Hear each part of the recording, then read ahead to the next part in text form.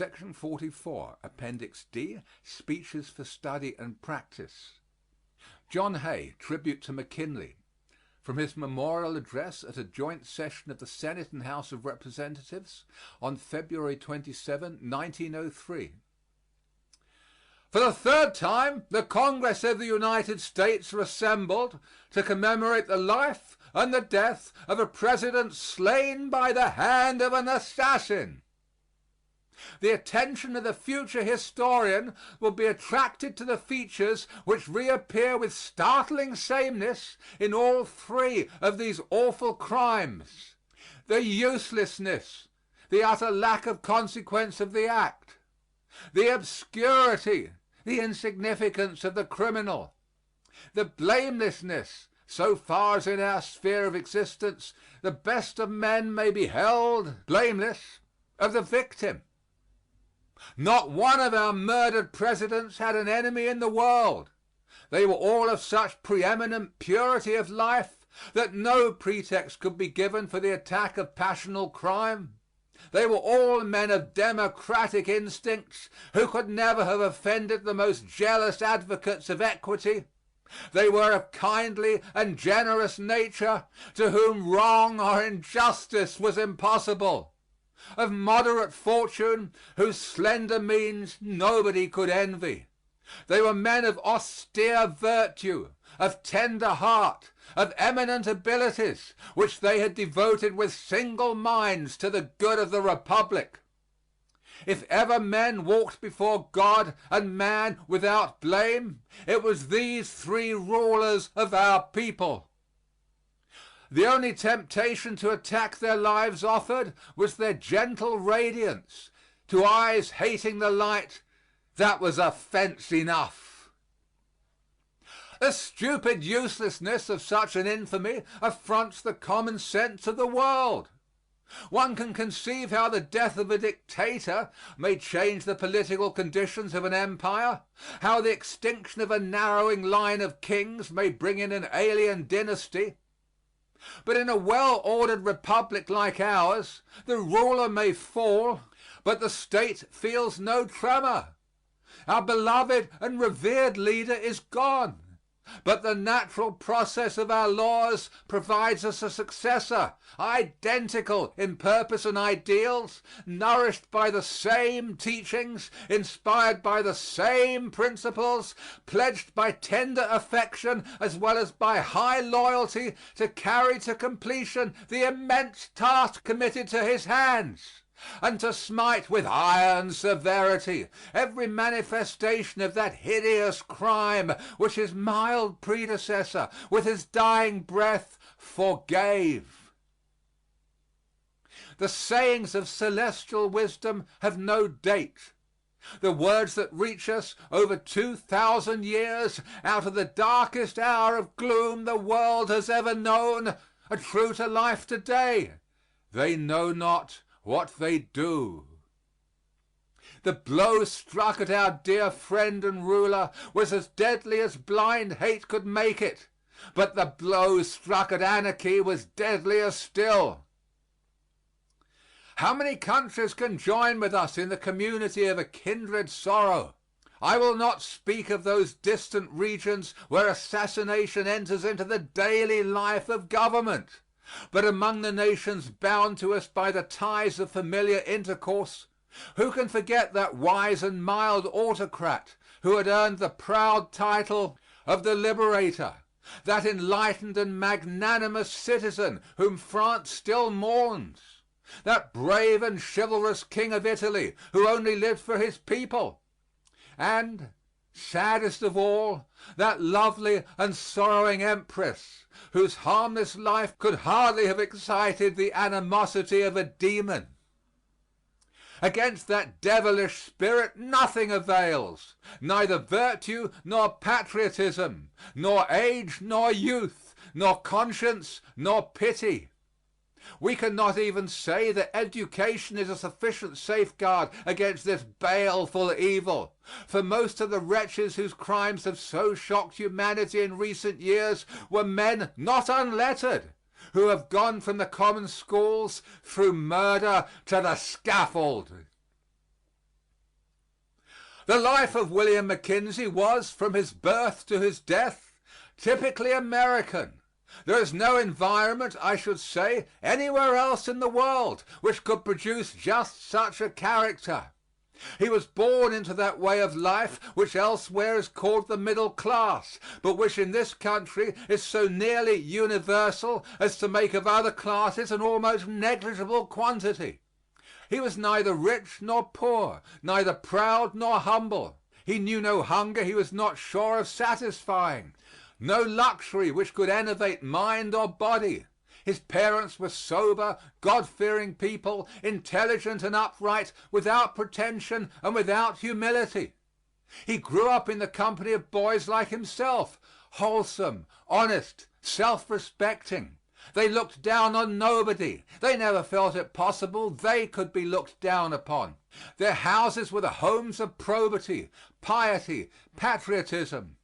They learned in the admirable school readers of 50 years ago the lessons of heroic and splendid life which have come down from the past.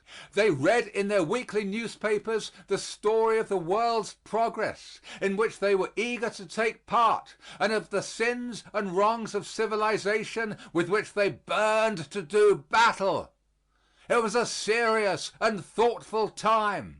The boys of that day felt dimly but deeply that days of sharp struggle and high achievement were before them.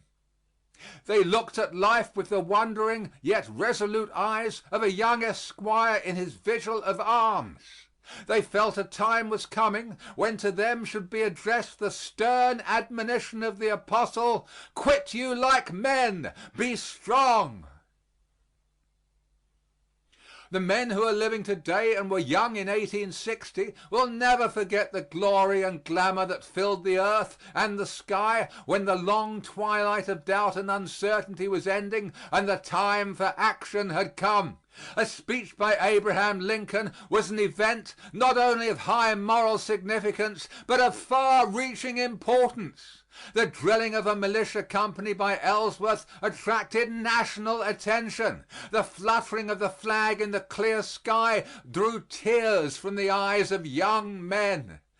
Patriotism, which had been a rhetorical expression, became a passionate emotion in which instinct, logic, and feeling were fused. The country was worth saving. It could be saved only by fire. No sacrifice was too great. The young men of the country were ready for the sacrifice. Come weal, come woe, they were ready. At 17 years of age, William McKinley heard this summons of his country. He was the sort of youth to whom a military life in ordinary times would possess no attractions. His nature was far different from that of the ordinary soldier. He had other dreams of life, its prizes and pleasures, than that of marches and battles. But to his mind there was no choice or question. The banner floating in the morning breeze was the beckoning gesture of his country. The thrilling note of the trumpet called him and none other, into the ranks. His portrait in his first uniform is familiar to you all. The short, stocky figure, the quiet, thoughtful face, the deep, dark eyes. It is the face of a lad who could not stay at home when he thought he was needed in the field. He was of the stuff of which good soldiers are made. Had he been 10 years older, he would have entered at the head of a company and come out at the head of a division. But he did what he could. He enlisted as a private. He learned to obey. His serious, sensible ways, his prompt, alert efficiency soon attracted the attention of his superiors. He was so faithful in little things that they gave him more and more to do. He was untiring in camp and on the march, swift, cool, and fearless in fight. He left the army with field rank when the war ended, brevetted by President Lincoln for gallantry in battle. In coming years, when men seek to draw the moral of our great Civil War, nothing will seem to them so admirable in all the history of our two magnificent armies as the way in which the war came to a close. When the Confederate army saw the time had come, they acknowledged the pitiless logic of facts and ceased fighting. When the army of the Union saw it was no longer needed, without a murmur or question, making no terms, asking no return, in the flush of victory and fullness of might, it laid down its arms and melted back into the mass of peaceful citizens. There is no event since the nation was born which has so proved its solid capacity for self-government. Both sections share equally in that crown of glory. They had held a debate of incomparable importance and had fought it out with equal energy. A conclusion had been reached, and it is to the everlasting honor of both sides that they each knew when the war was over and the hour of a lasting peace had struck.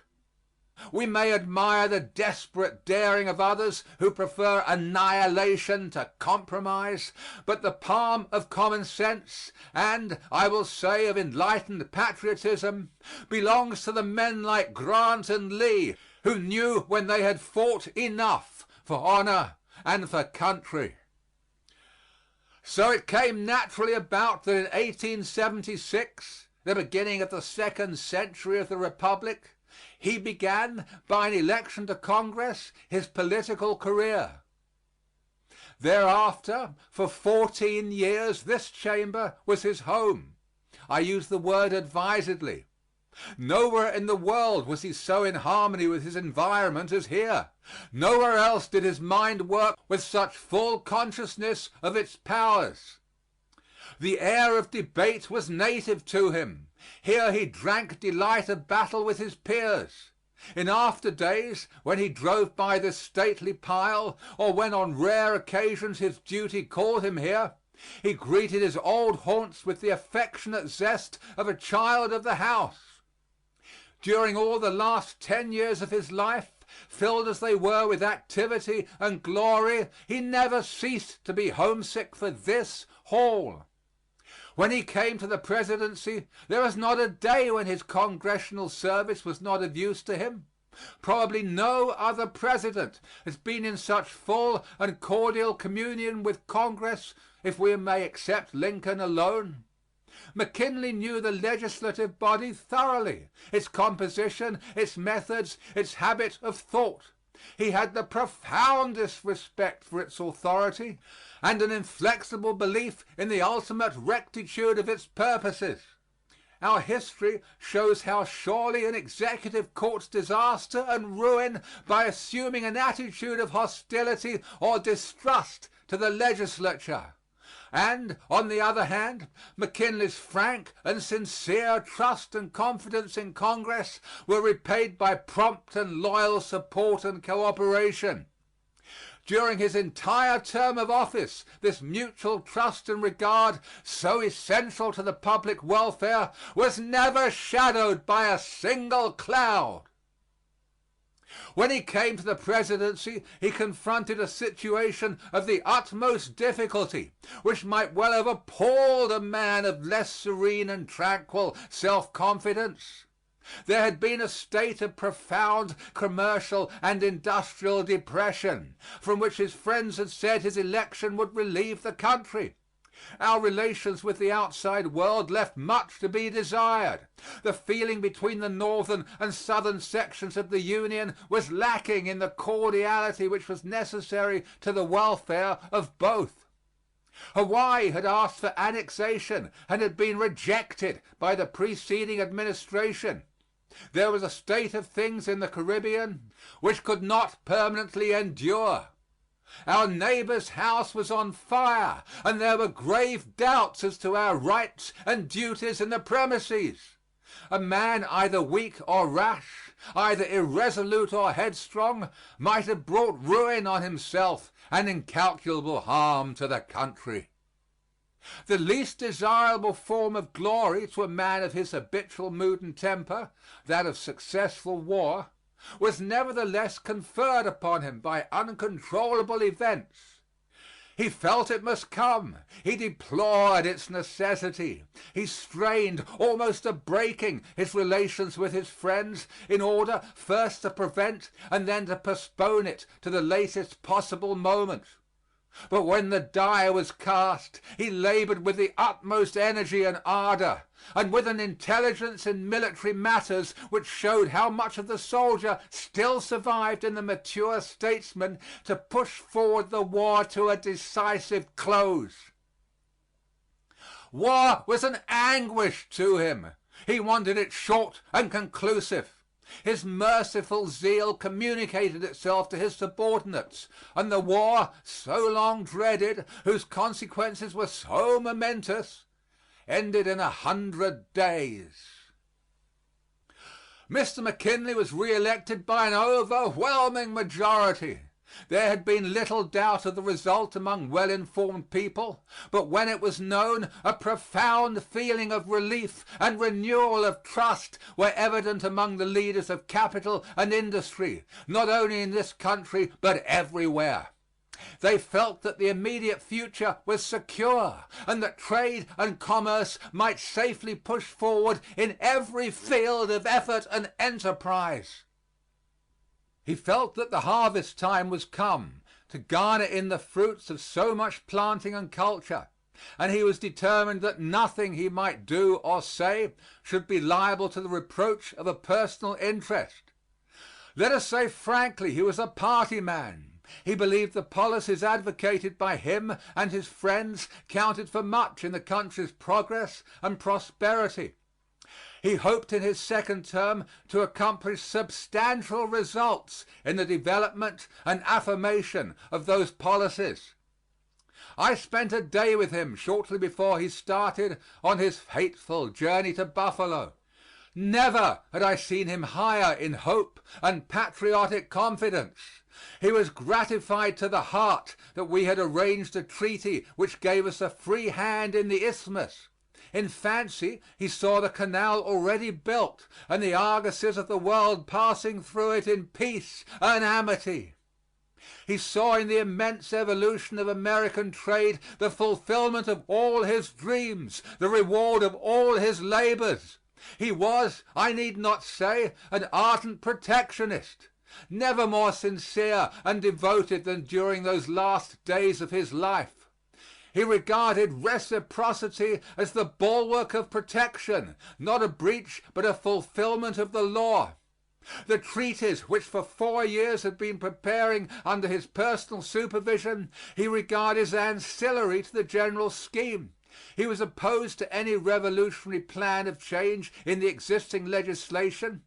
He was careful to point out that everything he had done was in faithful compliance with the law itself. In that mood of high hope, of generous expectation, he went to Buffalo, and there, on the threshold of eternity, he delivered that memorable speech, worthy for its loftiness of tone, its blameless morality, its breadth of view, to be regarded as his testament to the nation. Through all his pride of country and his joy of its success runs the note of solemn warning, as in Kipling's noble hymn, "Lest We Forget." The next day sped the bolt of doom, and for a week after, in an agony of dread, broken by elusive glimpses of hope that our prayers might be answered, the nation waited for the end. Nothing in the glorious life we saw gradually waning was more admirable and exemplary than its close. The gentle humanity of his words when he saw his assailant in danger of summary vengeance, "Do not let them hurt him," his chivalrous care that the news should be broken gently to his wife, the fine courtesy with which he apologized for the damage which his death would bring to the great exhibition, and the heroic resignation of his final words, "It is God's way, His will, not ours, be done," were all the instinctive expressions of a nature so lofty and so pure that pride in its nobility at once softened and enhanced the nation's sense of loss. The Republic grieved over such a son, but is proud forever of having produced him. After all, in spite of its tragic ending, his life was extraordinarily happy. He had all his days troops of friends, the cheer of fame and fruitful labor, and he became at last, on fortune's crowning slope, the pillar of a people's hope, the center of a world's desire. End of section 44. Section 45, Appendix D, Speeches for Study and Practice. William Jennings Bryan, The Prince of Peace, 1894.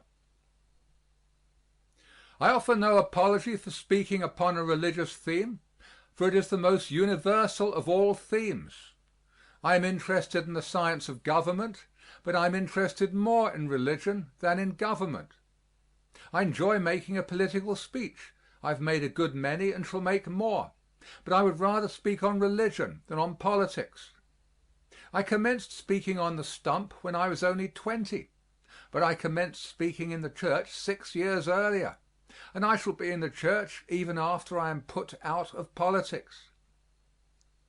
I feel sure of my ground when I make a political speech, but I feel even more certain of my ground when I make a religious speech. If I address you upon the subject of law, I might interest the lawyers. If I discuss the science of medicine, I might interest the physicians. In like manner, merchants might be interested in comments on commerce, and farmers in matters pertaining to agriculture. But no one of these subjects appeals to all. Even the science of government, though broader than any profession or occupation, does not embrace the whole sum of life, and those who think upon it differ so among themselves that I could not speak upon the subject so as to please a part of the audience without displeasing others. While to me the science of government is intensely absorbing, I recognize that the most important things in life lie outside of the realm of government, and that more depends upon what the individual does for himself than upon what the government does or can do for him. Men can be miserable under the best government, and they can be happy under the worst government. Government affects but a part of the life which we live here, and does not deal at all with the life beyond, while religion touches the infinite circle of existence, as well as the small arc of that circle which we spend on earth. No greater theme, therefore, can engage our attention. If I discuss questions of government, I must secure the cooperation of a majority before I can put my ideas into practice. But if, in speaking on religion, I can touch one human heart for good, I have not spoken in vain, no matter how large the majority may be against me. Man is a religious being. The heart instinctively seeks for a God. Whether he worships on the banks of the Ganges, prays with his face upturned to the sun, kneels toward Mecca, or, regarding all space as a temple, communes with the Heavenly Father according to the Christian creed, man is essentially devout. There are honest doubters whose sincerity we recognize and respect, but occasionally I find young men who think it smart to be skeptical. They talk as if it were an evidence of larger intelligence to scoff at creeds and to refuse to connect themselves with churches. They call themselves liberal, as if a Christian were narrow-minded. Some go so far as to assert that the advanced thought of the world has discarded the idea that there is a God. To these young men I desire to address myself. Even some older people profess to regard religion as a superstition, pardonable in the ignorant but unworthy of the educated. Those who hold this view look down with mild contempt upon such as give to religion a definite place in their thoughts and lives. They assume an intellectual superiority and often take little pains to conceal the assumption. Tolstoy administers to the cultured crowd, the words quoted are his, a severe rebuke when he declares that the religious sentiment rests not upon a superstitious fear of the invisible forces of nature, but upon man's consciousness of his finiteness amid an infinite universe and of his sinfulness. And this consciousness, the great philosopher adds, man can never outgrow. Tolstoy is right. Man recognizes how limited are his own powers and how vast is the universe, and he leans upon the arm that is stronger than his. Man feels the weight of his sins and looks for one who is sinless. Religion has been defined by Tolstoy as the relation which man fixes between himself and his God, and morality as the outward manifestation of this inward relation. Everyone, by the time he reaches maturity, has fixed some relation between himself and God, and no material change in this relation can take place without a revolution in the man, for this relation is the most potent influence that acts upon a human life. Religion is the foundation of morality in the individual and in the group of individuals. Materialists have attempted to build up a system of morality upon the basis of enlightened self-interest. They would have man figure out by mathematics that it pays him to abstain from wrongdoing. They would even inject an element of selfishness into altruism. But the moral system elaborated by the materialists has several defects. First, its virtues are borrowed from moral systems based upon religion. All those who are intelligent enough to discuss a system of morality are so saturated with the morals derived from systems resting upon religion that they cannot frame a system resting upon reason alone. Second, as it rests upon argument rather than upon authority, the young are not in a position to accept or reject. Our laws do not permit a young man to dispose of real estate until he is 21. Why this restraint? Because his reason is not mature. And yet a young man's life is largely molded by the environment of his youth. Third, one never knows just how much of his decision is due to reason and how much is due to passion or to selfish interest. Passion can dethrone the reason. We recognize this in our criminal laws. We also recognize the bias of self-interest when we exclude from the jury every man, no matter how reasonable or upright he may be, who has a pecuniary interest in the result of the trial. And fourth, one whose morality rests upon a nice calculation of benefits to be secured spends time figuring that he should spend in action. Those who keep a book account of their good deeds seldom do enough good to justify keeping books. A noble life cannot be built upon an arithmetic. It must be rather like the spring that pours forth constantly of that which refreshes and invigorates.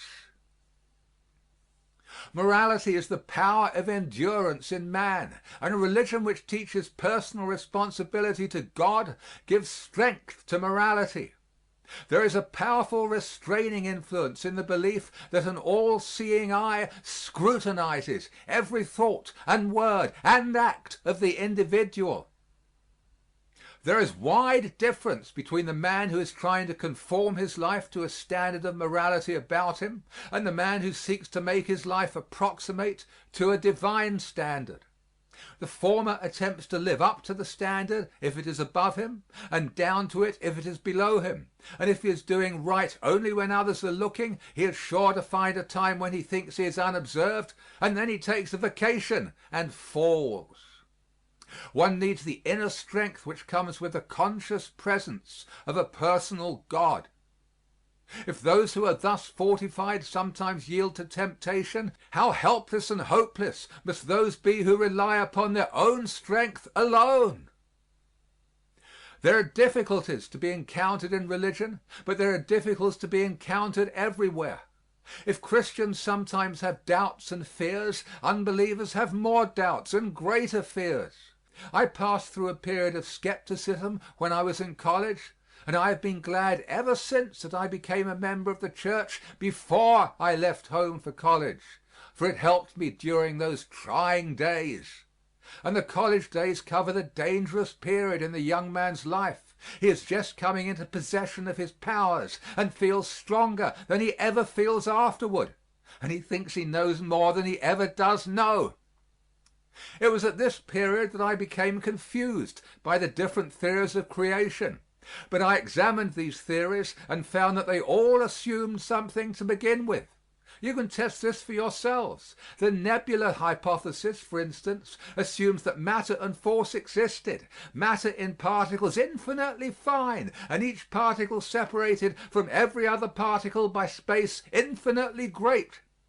Beginning with this assumption, force working on matter, according to this hypothesis, created a universe.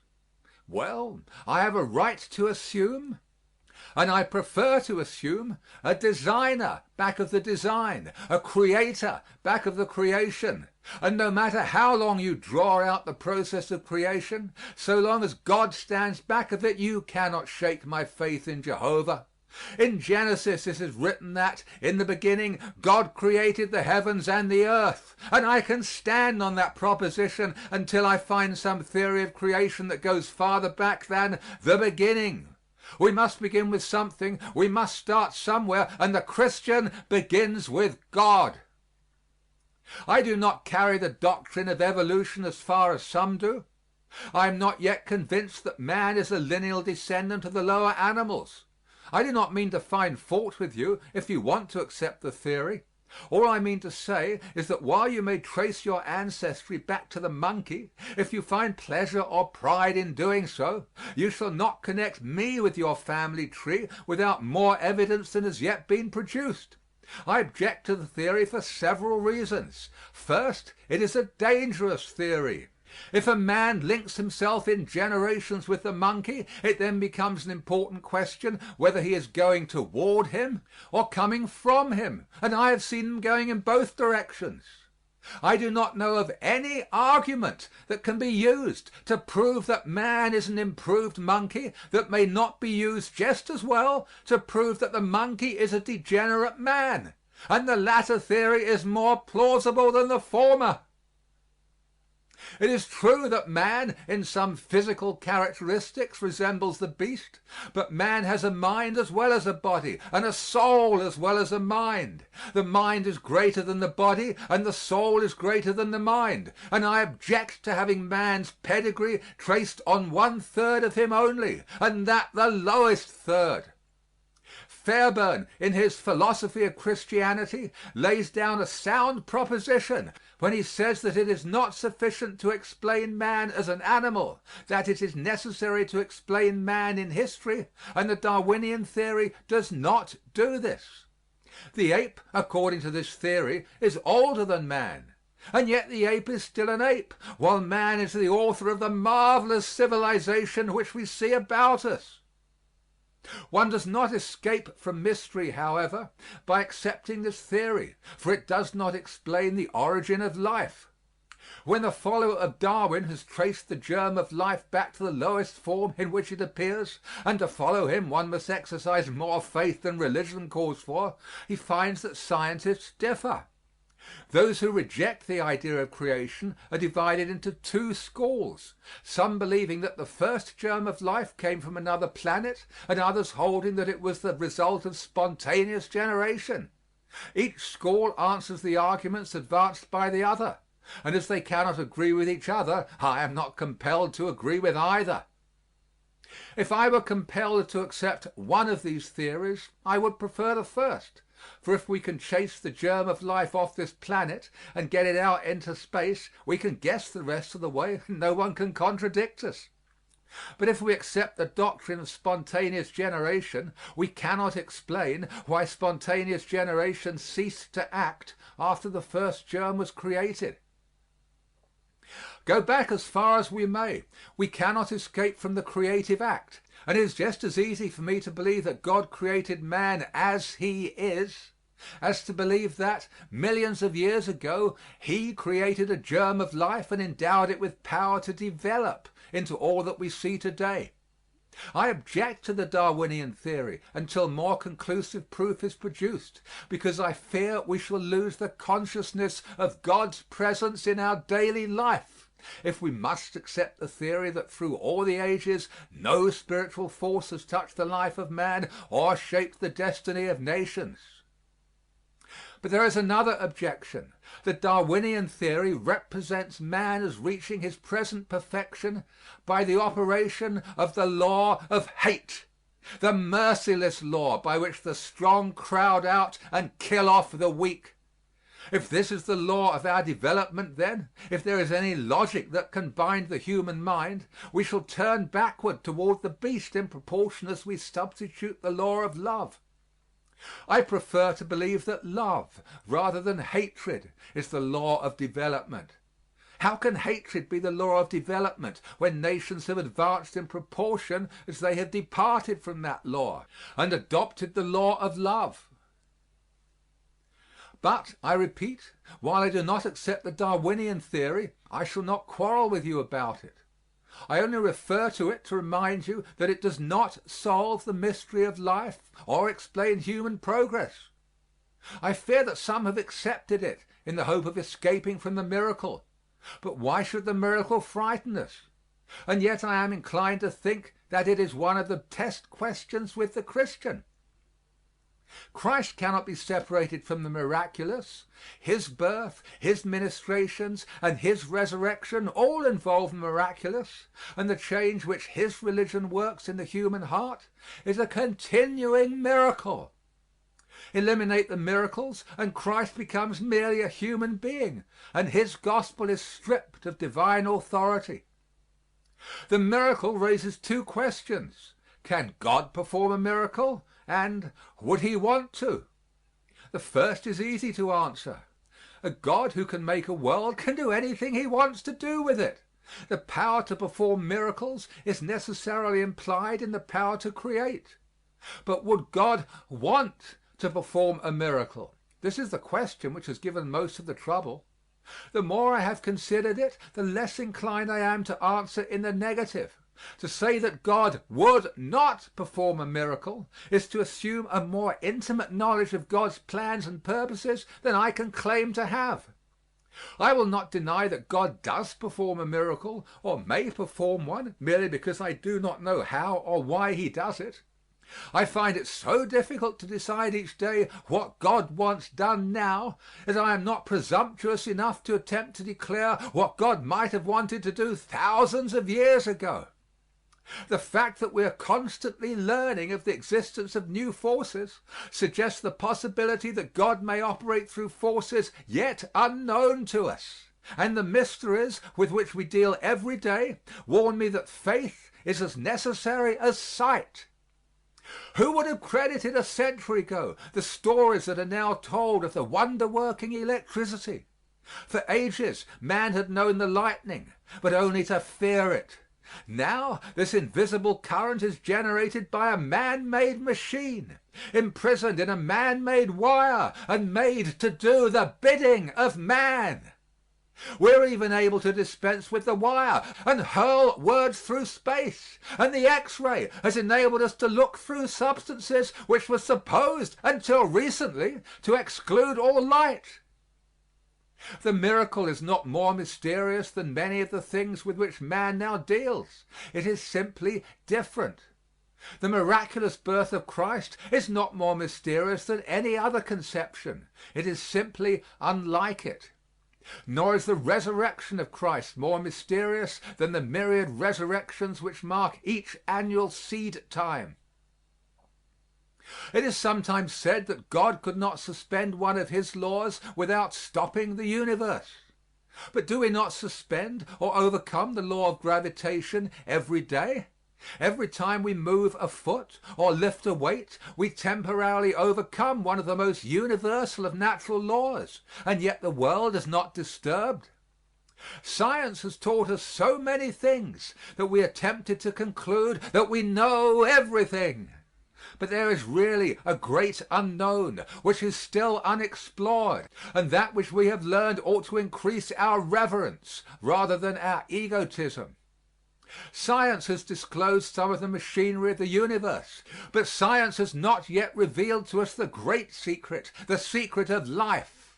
It is to be found in every blade of grass, in every insect, in every bird and in every animal, as well as in man. 6,000 years of recorded history, and yet we know no more about the secret of life than they knew in the beginning. We live, we plan, we have our hopes, our fears, and yet in a moment a change may come over any one of us, and this body will become a mass of lifeless clay. What is it that having, we live, and having not, we are as the clod? The progress of the race and the civilization which we now behold are the work of men and women who have not yet solved the mystery of their own lives. And our food, must we understand it before we eat it? If we refused to eat anything until we could understand the mystery of its growth, we would die of starvation. But mystery does not bother us in the dining room. It is only in the church that it is a stumbling block. I was eating a piece of watermelon some months ago and was struck with its beauty. I took some of the seeds and dried them and weighed them and found that it would require some 5,000 seeds to weigh a pound, and then I applied mathematics to that 40-pound melon. One of these seeds put into the ground, when warmed by the sun and moistened by the rain, takes off its coat and goes to work. It gathers from somewhere 200,000 times its own weight, and forcing this raw material through a tiny stem, constructs a watermelon. It ornaments the outside with a covering of green. Inside the green it puts a layer of white, and within the white a core of red, and all through the red it scatters seeds, each one capable of continuing the work of reproduction. Where does that little seed get its tremendous power? Where does it find its coloring matter? How does it collect its flavoring extract? How does it build a watermelon? Until you can explain a watermelon, do not be too sure that you can set limits to the power of the Almighty and say just what He would do or how He would do it. I cannot explain the watermelon, but I eat it and enjoy it. The egg is the most universal of foods, and its use dates from the beginning. But what is more mysterious than an egg? When an egg is fresh, it is an important article of merchandise. A hen can destroy its market value in a week's time, but in 2 weeks more she can bring forth from it what man could not find in it. We eat eggs, but we cannot explain an egg. Water has been used from the birth of man. We learned, after it has been used for ages, that it is merely a mixture of gases. But it is far more important that we have water to drink than that we know that it is not water. Everything that grows tells a like story of infinite power. Why should I deny that a divine hand fed a multitude with a few loaves and fishes when I see hundreds of millions fed every year by a hand which converts the seeds scattered over the field into an abundant harvest? We know that food can be multiplied in a few months' time. Shall we deny the power of the Creator to eliminate the element of time when we have gone so far in eliminating the element of space? Who am I that I should attempt to measure the arm of the Almighty with my puny arm, or to measure the brain of the Infinite with my finite mind? Who am I that I should attempt to put metes and bounds to the power of the Creator? But there is something even more wonderful still. The mysterious change that takes place in the human heart when the man begins to hate the things he loved and to love the things he hated. The marvelous transformation that takes place in the man who, before the change, would have sacrificed a world for his own advancement, but who, after the change, would give his life for a principle and esteem it a privilege to make sacrifice for his convictions. What greater miracle than this, that converts a selfish, self-centered human being into a center from which good influences flow out in every direction? And yet this miracle has been wrought in the heart of each one of us, or may be wrought, and we have seen it wrought in the hearts and lives of those about us. No, living a life that is a mystery and living in the midst of mystery and miracles, I shall not allow either to deprive me of the benefits of the Christian religion. If you ask me if I understand everything in the Bible, I answer no. But if we will try to live up to what we do understand, we will be kept so busy doing good that we will not have time to worry about the passages which we do not understand. Some of those who question the miracle also question the theory of atonement. They assert that it does not accord with their idea of justice for one to die for all. Let each one bear his own sins and the punishment due for them, they say. The doctrine of vicarious suffering is not a new one. It is as old as the race. That one should suffer for others is one of the most familiar of principles, and we see the principle illustrated every day of our lives. Take the family, for instance. From the day the mother's first child is born, for 20 or 30 years, her children are scarcely out of her waking thoughts. Her life trembles in the balance at each child's birth. She sacrifices for them. She surrenders herself to them. Is it because she expects them to pay her back? Fortunate for the parent and fortunate for the child if the latter has an opportunity to repay in part the debt it owes. But no child can compensate a parent for a parent's care. In the course of nature the debt is paid, not to the parent but to the next generation, and the next, each generation suffering, sacrificing for, and surrendering itself to the generation that follows. This is the law of our lives. Nor is this confined to the family. Every step in civilization has been made possible by those who have been willing to sacrifice for posterity. Freedom of speech, freedom of the press, freedom of conscience, and free government have all been won for the world by those who were willing to labor unselfishly for their fellows. So well established is this doctrine that we do not regard anyone as great unless he recognizes how important his life is in comparison with the problems with which he deals. I find proof that man was made in the image of his Creator in the fact that, throughout the centuries, man has been willing to die, if necessary, that blessings denied to him might be enjoyed by his children, his children's children, and the world. The seeming paradox, he that saveth his life shall lose it, and he that loseth his life for my sake shall find it, has an application wider than that usually given to it. It is an epitome of history. Those who live only for themselves live little lives, but those who stand ready to give themselves for the advancement of things greater than themselves find a larger life than the one they would have surrendered. Wendell Phillips gave expression to the same idea when he said, "What imprudent men the benefactors of the race have been! How prudently most men sink into nameless graves, while now and then a few forget themselves into immortality." We win immortality not by remembering ourselves, but by forgetting ourselves in devotion to things larger than ourselves. Instead of being an unnatural plan, the plan of salvation is in perfect harmony with human nature as we understand it.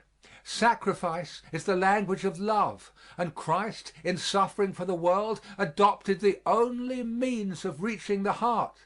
This can be demonstrated not only by theory but by experience, for the story of his life, his teachings, his sufferings, and his death has been translated into every language, and everywhere it has touched the heart.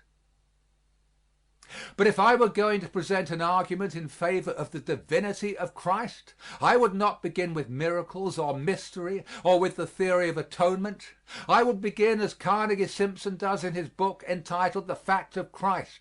Commencing with the undisputed fact that Christ lived, he points out that one cannot contemplate this fact without feeling that in some way it is related to those now living.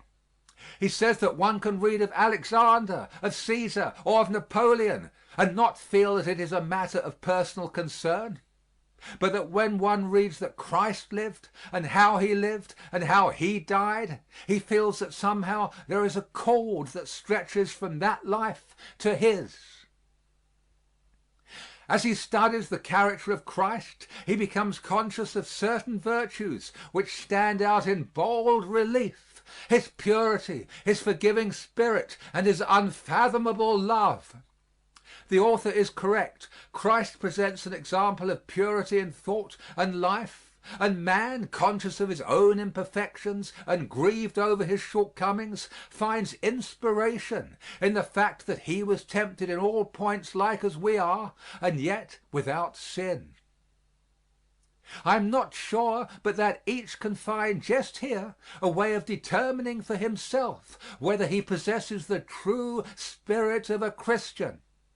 If the sinlessness of Christ inspires within him an earnest desire to conform his life more nearly to the perfect example, he is indeed a follower. If, on the other hand, he resents the reproof which the purity of Christ offers and refuses to mend his ways, he has yet to be born again. The most difficult of all the virtues to cultivate is the forgiving spirit. Revenge seems to be natural with man. It is human to want to get even with an enemy. It has even been popular to boast of vindictiveness. It was once inscribed on a man's monument that he had repaid both friends and enemies more than he had received. This was not the spirit of Christ. He taught forgiveness, and in that incomparable prayer which he left as model for our petitions, he made our willingness to forgive the measure by which we may claim forgiveness. He not only taught forgiveness, but he exemplified his teachings in his life. When those who persecuted him brought him to the most disgraceful of all deaths, his spirit of forgiveness rose above his sufferings, and he prayed, "Father, forgive them, for they know not what they do." But love is the foundation of Christ's creed. The world had known love before. Parents had loved their children and children their parents. Husbands had loved their wives and wives their husbands, and friend had loved friend. But Jesus gave a new definition of love. His love was as wide as the sea. Its limits were so far flung that even an enemy could not travel beyond its bounds. Other teachers sought to regulate the lives of their followers by rule and formula, but Christ's plan was to purify the heart and then to leave love to direct the footsteps. What conclusion is to be drawn from the life, the teachings, and the death of this historic figure?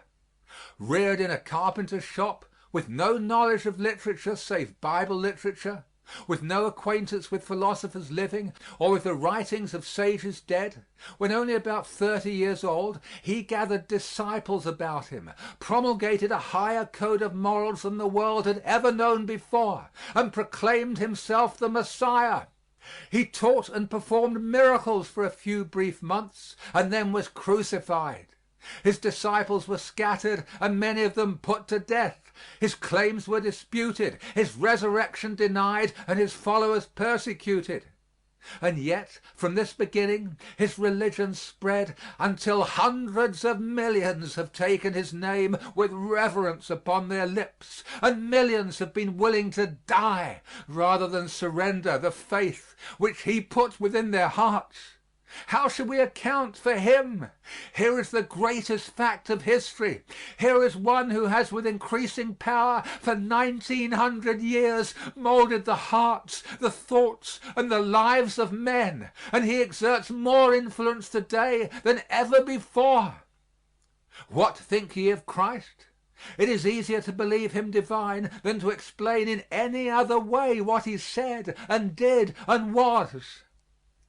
And I have greater faith even than before, since I visited the Orient and witnessed the successful contest which Christianity is waging against the religions and philosophies of the East.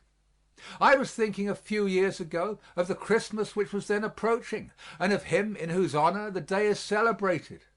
I recalled the message, "Peace on earth, good will to men." And then my thoughts ran back to the prophecy uttered centuries before his birth.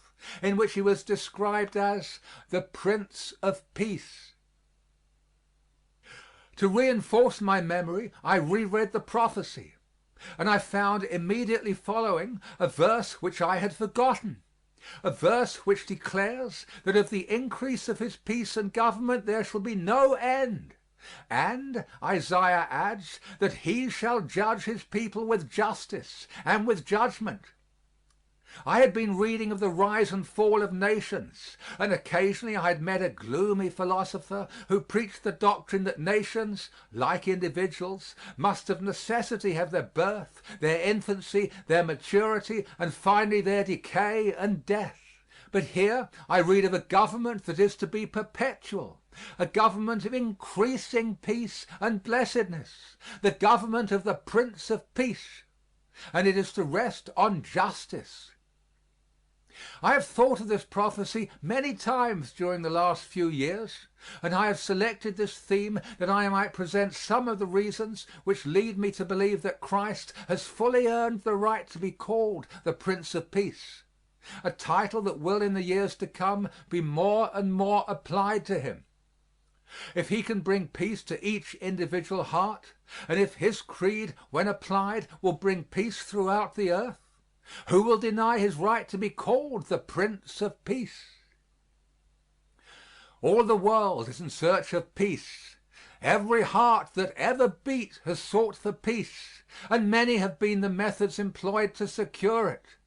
Some have thought to purchase it with riches, and have labored to secure wealth, hoping to find peace when they were able to go where they pleased and buy what they liked. Of those who have endeavored to purchase peace with money, the large majority have failed to secure the money. But what has been the experience of those who have been eminently successful in finance? They all tell the same story, namely, that they spent the first half of their lives trying to get money from others, and the last half trying to keep others from getting their money, and that they found peace in neither half.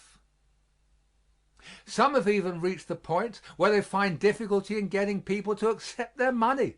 And I know of no better indication of the ethical awakening in this country than the increasing tendency to scrutinize the methods of money making. I am sanguine enough to believe that the time will yet come when respectability will no longer be sold to great criminals by helping them to spend their ill-gotten gains.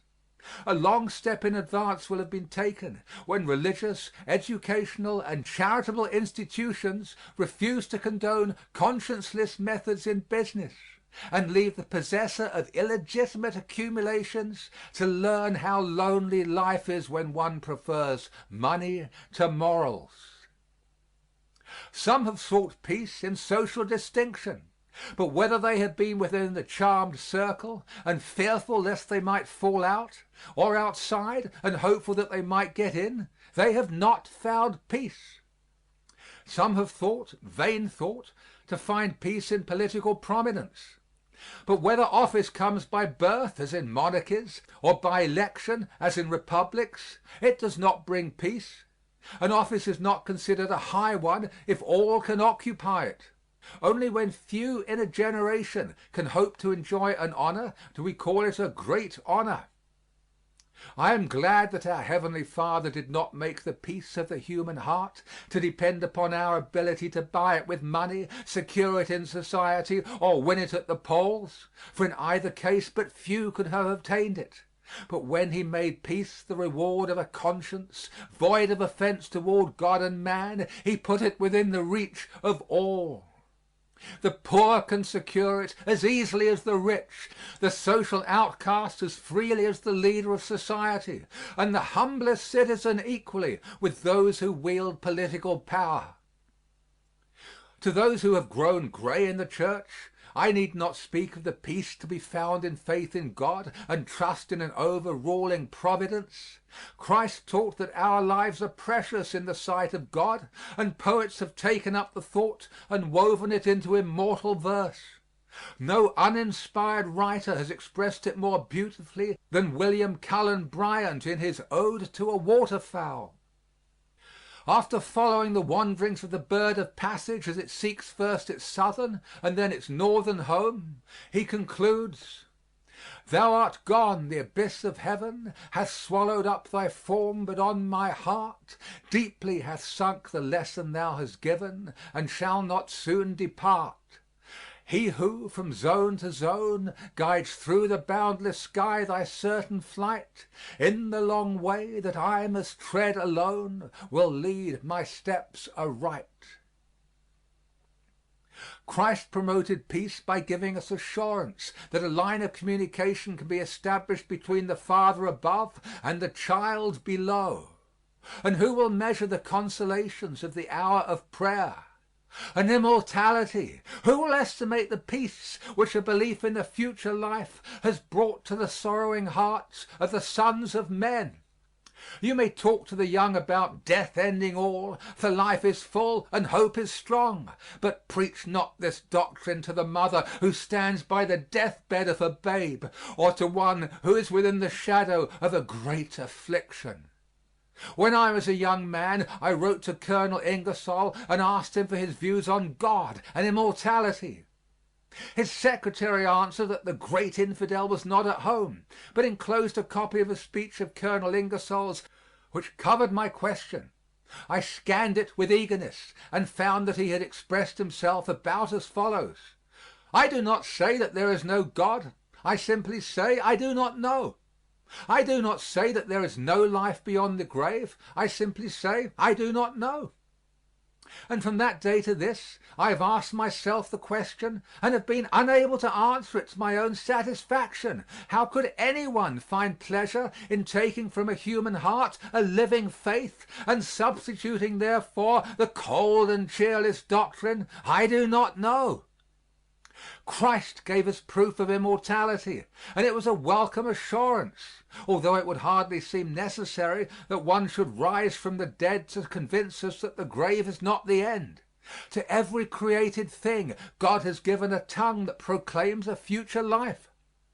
If the Father deigns to touch with divine power the cold and pulseless heart of the buried acorn and to make it burst forth from its prison walls, will he leave neglected in the earth the soul of man made in the image of his Creator? If he stoops to give to the rosebush, whose withered blossoms float upon the autumn breeze, the sweet assurance of another springtime, will he refuse the words of hope to the sons of men when the frosts of winter come? If matter, mute and inanimate, though changed by the forces of nature into a multitude of forms, can never die, will the imperial spirit of man suffer annihilation when it has paid a brief visit, like a royal guest, to this tenement of clay?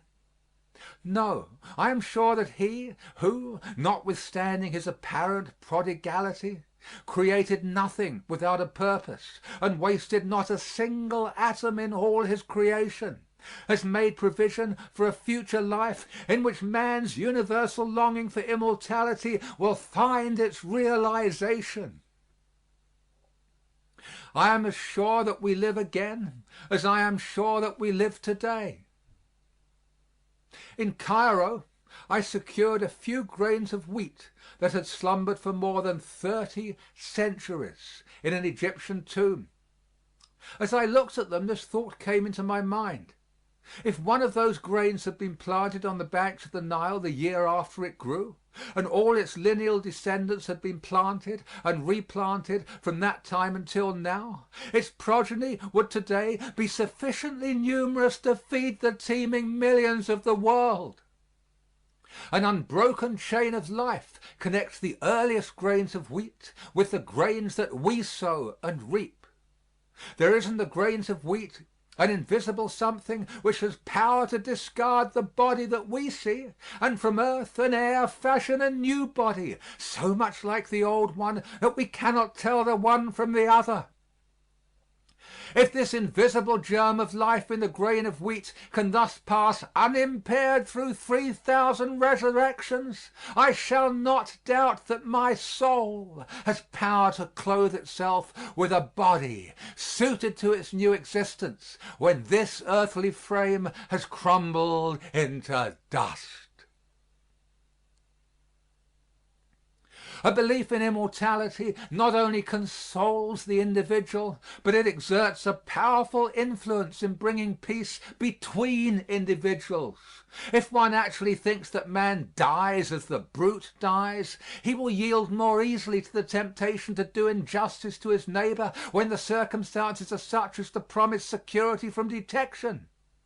But if one really expects to meet again and live eternally with those whom he knows today, he is restrained from evil deeds by the fear of endless remorse.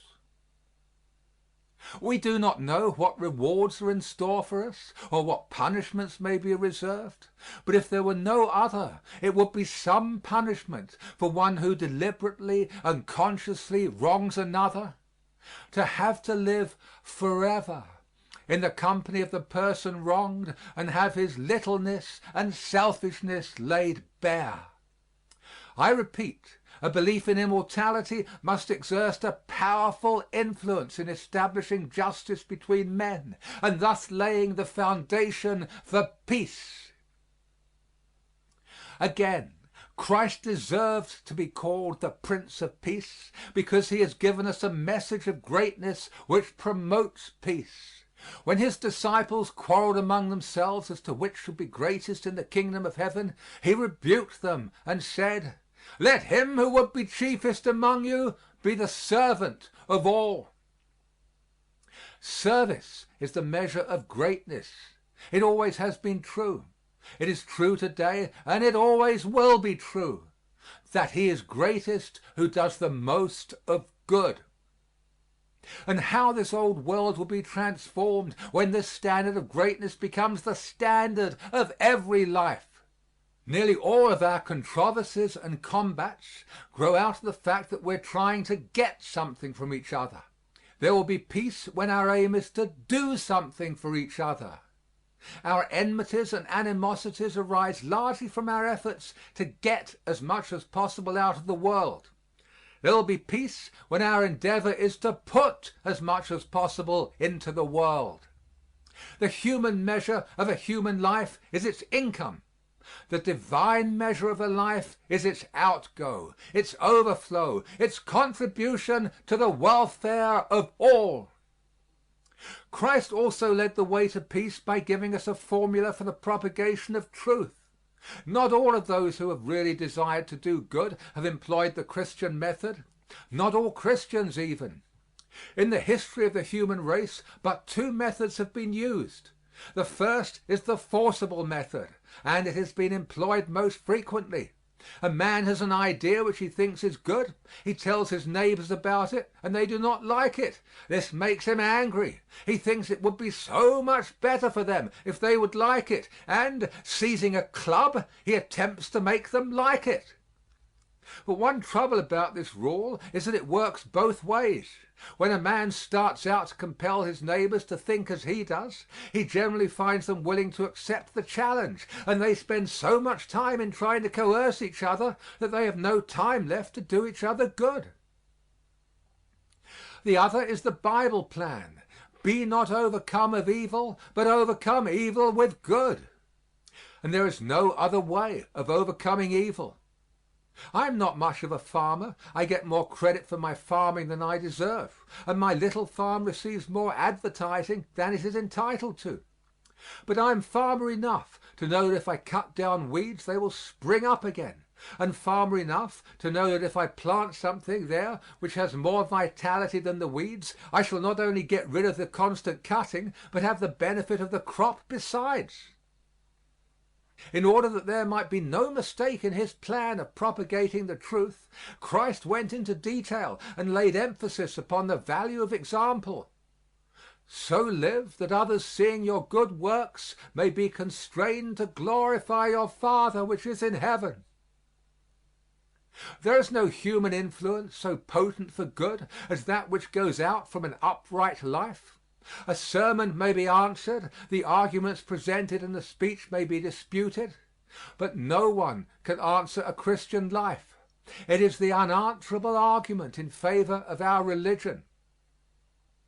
It may be a slow process, this conversion of the world by the silent influence of a noble example, but it is the only sure one, and the doctrine applies to nations as well as to individuals. The gospel of the Prince of Peace gives us the only hope that the world has, and it is an increasing hope, of the substitution of reason for the arbitrament of force in the settlement of international disputes. And our nation ought not to wait for other nations. It ought to take the lead and prove its faith in the omnipotence of truth. But Christ has given us a platform so fundamental that it can be applied successfully to all controversies. We're interested in platforms. We attend conventions, sometimes traveling long distances. We have wordy wars over the phraseology of various planks, and then we wage earnest campaigns to secure the endorsement of these platforms at the polls. The platform given to the world by the Prince of Peace is more far-reaching and more comprehensive than any platform ever written by the convention of any party in any country. When he condensed into one commandment those of the 10 which relate to man's duty toward his fellows, and enjoined upon us the rule, "Thou shalt love thy neighbor as thyself," he presented a plan for the solution of all the problems that now vex society or may hereafter arise. Other remedies may palliate or postpone the day of settlement, but this is all sufficient, and the reconciliation which it effects is a permanent one. My faith in the future, and I have faith, and my optimism, for I am an optimist, my faith and my optimism rest upon the belief that Christ's teachings are being more studied today than ever before, and that with this larger study will come a larger application of those teachings to the everyday life of the world and to the questions with which we deal. In former times, when men read that Christ came to bring life and immortality to light, they placed the emphasis upon immortality. Now they are studying Christ's relation to human life.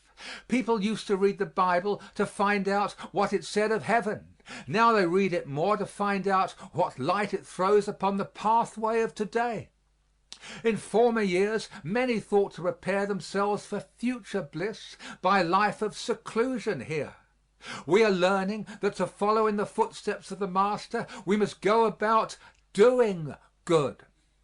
Christ declared that he came that we might have life and have it more abundantly. The world is learning that Christ came not to narrow life, but to enlarge it, not to rob it of its joy, but to fill it to overflowing with purpose, earnestness, and happiness.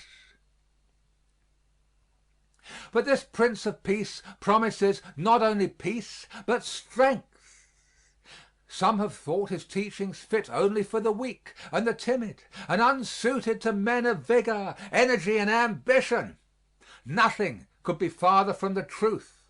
Only the man of faith can be courageous. Confident that he fights on the side of Jehovah, he doubts not the success of his cause. What matters it whether he shares in the shouts of triumph? If every word spoken in behalf of truth has its influence, and every deed done for the right weighs in the final account, it is immaterial to the Christian whether his eyes behold victory or whether he dies in the midst of the conflict. Yea, though thou lie upon the dust, when they who helped thee flee in fear die full of hope and manly trust, like those who fell in battle here. Another hand thy sword shall wield, another hand the standard wave, till from the trumpet's mouth is pealed the blast of triumph o'er thy grave. Only those who believe attempt the seemingly impossible, and by attempting prove that one with God can chase 1,000, and that two can put 10,000 to flight. I can imagine that the early Christians who were carried into the Colosseum to make a spectacle for those more savage than the beasts were entreated by their doubting companions not to endanger their lives.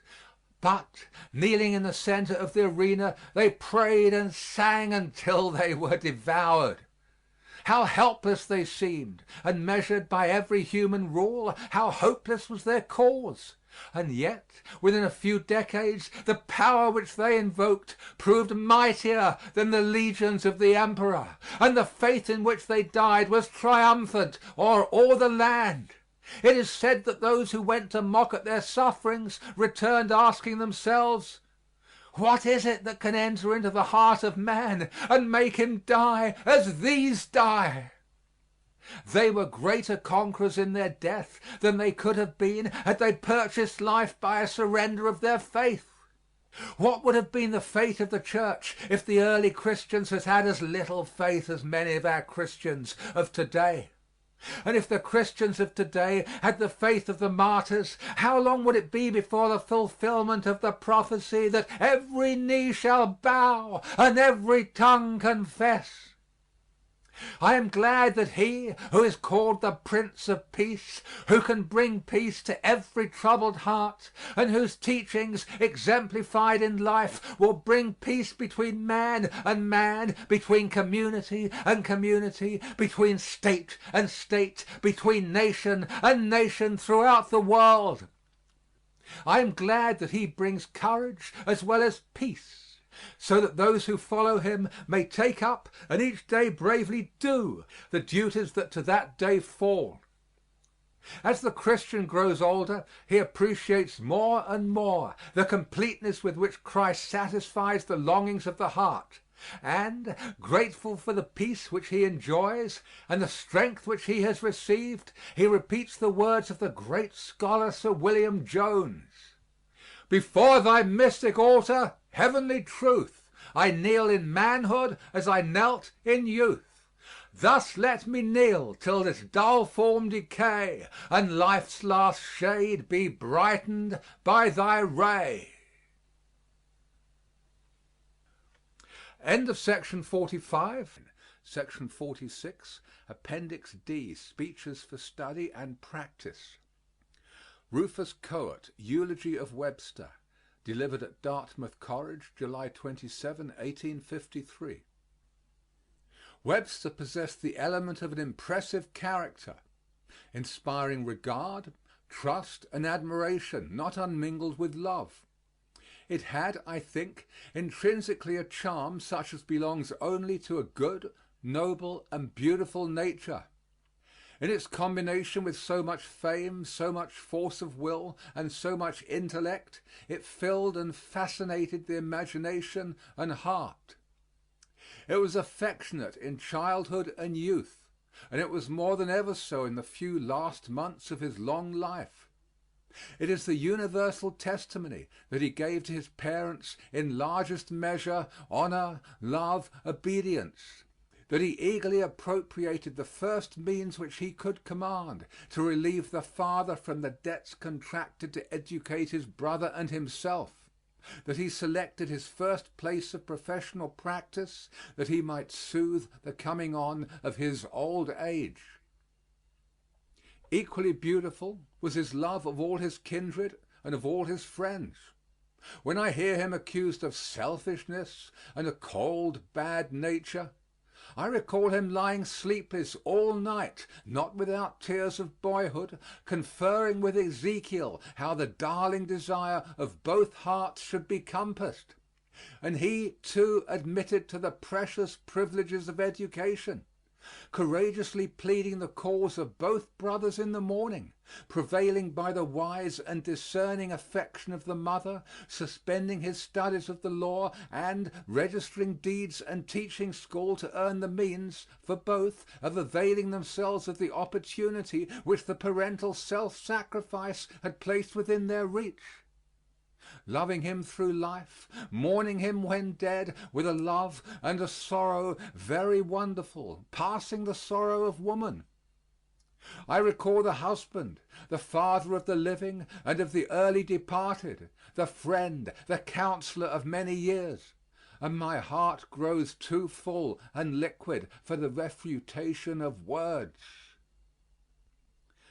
His affectionate nature, craving ever friendship as well as the presence of kindred blood, diffused itself through all of his private life, gave sincerity to all his hospitalities, kindness to his eye, warmth to the pressure of his hand, made his greatness and genius unbend themselves to the playfulness of childhood, flowed out in graceful memories indulged of the past or the dead, of incidents when life was young and promised to be happy, gave generous sketches of his rivals, the high contention now hidden by the handful of earth. Hours passed 50 years ago with great authors, recalled for the vernal emotions which then they made to live and revel in the soul. And from these conversations of friendship, no man, old or young, went away to remember one word of profaneness, one allusion of indelicacy, one impure thought, one unbelieving suggestion, one doubt cast on the reality of virtue, of patriotism, of enthusiasm, of the progress of man, one doubt cast on righteousness or temperance or judgment to come. I have learned by evidence the most direct and satisfactory that in the last months of his life the whole affectionateness of his nature, his consideration of others, his gentleness, his desire to make them happy and to see them happy, seemed to come out in more and more beautiful and habitual expressions than ever before. The long day's public tasks were felt to be done. The cares, the uncertainties, the mental conflicts of high place were ended. And he came home to recover himself for the few years which he might still expect would be his before he should go hence to be here no more. And there, I am assured and duly believe, no unbecoming regrets pursued him. No discontent as for injustice suffered or expectations unfulfilled. No self-reproach for anything done or anything omitted by himself. No irritation, no peevishness unworthy of his noble nature. But instead, love and hope for his country, when she became the subject of conversation, and for all around him the dearest and most indifferent, for all breathing things about him, the overflow of the kindest heart, growing in gentleness and benevolence, paternal, patriarchal affections seeming to become more natural, warm, and communicative every hour. Softer and yet brighter grew the tints on the sky of parting day, and the last lingering rays, more even than the glories of noon, announced how divine was the source from which they proceeded, how incapable to be quenched, how certain to rise on a morning which no night should follow. Such a character was made to be loved. It was loved. Those who knew and saw it in its hour of calm, those who could repose on that soft green, loved him. His plain neighbors loved him, and one said, when he was laid in his grave, "How lonesome the world seems." Educated young men loved him. The ministers of the gospel, the general intelligence of the country, the masses afar off loved him. True, they had not found in his speeches, read by millions, so much adulation of the people, so much of the music which robs the public reason of itself, so many phrases of humanity and philanthropy. And some had told them he was lofty and cold, solitary in his greatness. But every year they came nearer and nearer to him, and as they came nearer they loved him better. They heard how tender the son had been, the husband, the brother, the father, the friend and neighbor. that he was plain, simple, natural, generous, hospitable, the heart larger than the brain, that he loved little children and reverenced God, the Scriptures, the Sabbath day, the Constitution, and the law, and their hearts clave unto him. More truly of him than even of the great naval darling of England might it be said that his presence would set the church bells ringing and give schoolboys a holiday, would bring children from school and old men from the chimney corner to gaze on him ere he died. The great and unavailing Lamentations first revealed the deep place he had in the hearts of his countrymen. You are now to add to this his extraordinary power of influencing the convictions of others by speech, and you have completed the survey of the means of his greatness. And here again I begin by admiring an aggregate made up of excellencies and triumphs ordinarily deemed incompatible. He spoke with consummate ability to the bench, and yet exactly as, according to every sound canon of taste and ethics, the bench ought to be addressed. He spoke with consummate ability to the jury, and yet exactly as, according to every sound canon, that totally different tribunal ought to be addressed. In the halls of Congress, before the people assembled for political discussions in masses, before audiences smaller and more select assembled for some solemn commemoration of the past or of the dead. In each of these again his speech of the first form of ability was exactly adapted also to the critical properties of the place. Each achieved, when delivered, the most instant and specific success of eloquence, some of them in a splendid and remarkable degree, and yet, stranger still, when reduced to writing as they fell from his lips, they compose a body of reading in many volumes, solid, clear, rich, and full of harmony, a classical and permanent political literature. And yet all of these modes of his eloquence, exactly adapted each to its stage and its end, were stamped with his image and superscription, identified by characteristics incapable to be counterfeited and impossible to be mistaken. The same high power of reason, intent in every one to explore and display some truth of judicial or historical or biographical fact, some truth of law deduced by construction perhaps or by elation, some truth of policy for want whereof a nation generations may be the worse, reason seeking and unfolding truth. The same tone in all, of deep earnestness, expressive of strong desire that what he felt to be important should be accepted as true and spring up to action. The same transparent, plain, forcible, and direct speech, conveying his exact thought to the mind, not something less or more. The same sovereignty of form, of brow and eye and tone and manner, everywhere the intellectual king of men standing before you, that same marvelousness of qualities and results residing I know not where, in words, in pictures, in the ordering of ideas, in felicities indescribable, by means whereof, coming from his tongue, all things seemed mended, truth seemed more true, probability more plausible, greatness more grand, goodness more awful, every affection more tender than when coming from other tongues. These are in all his eloquence. But sometimes it became individualized and discriminated even from itself. Sometimes place and circumstances, great interests at stake, a stage, an audience fitted for the highest historic action, a crisis, personal or national, upon him, stirred the depths of that emotional nature as the anger of the goddess stirs the sea on which the great epic is beginning.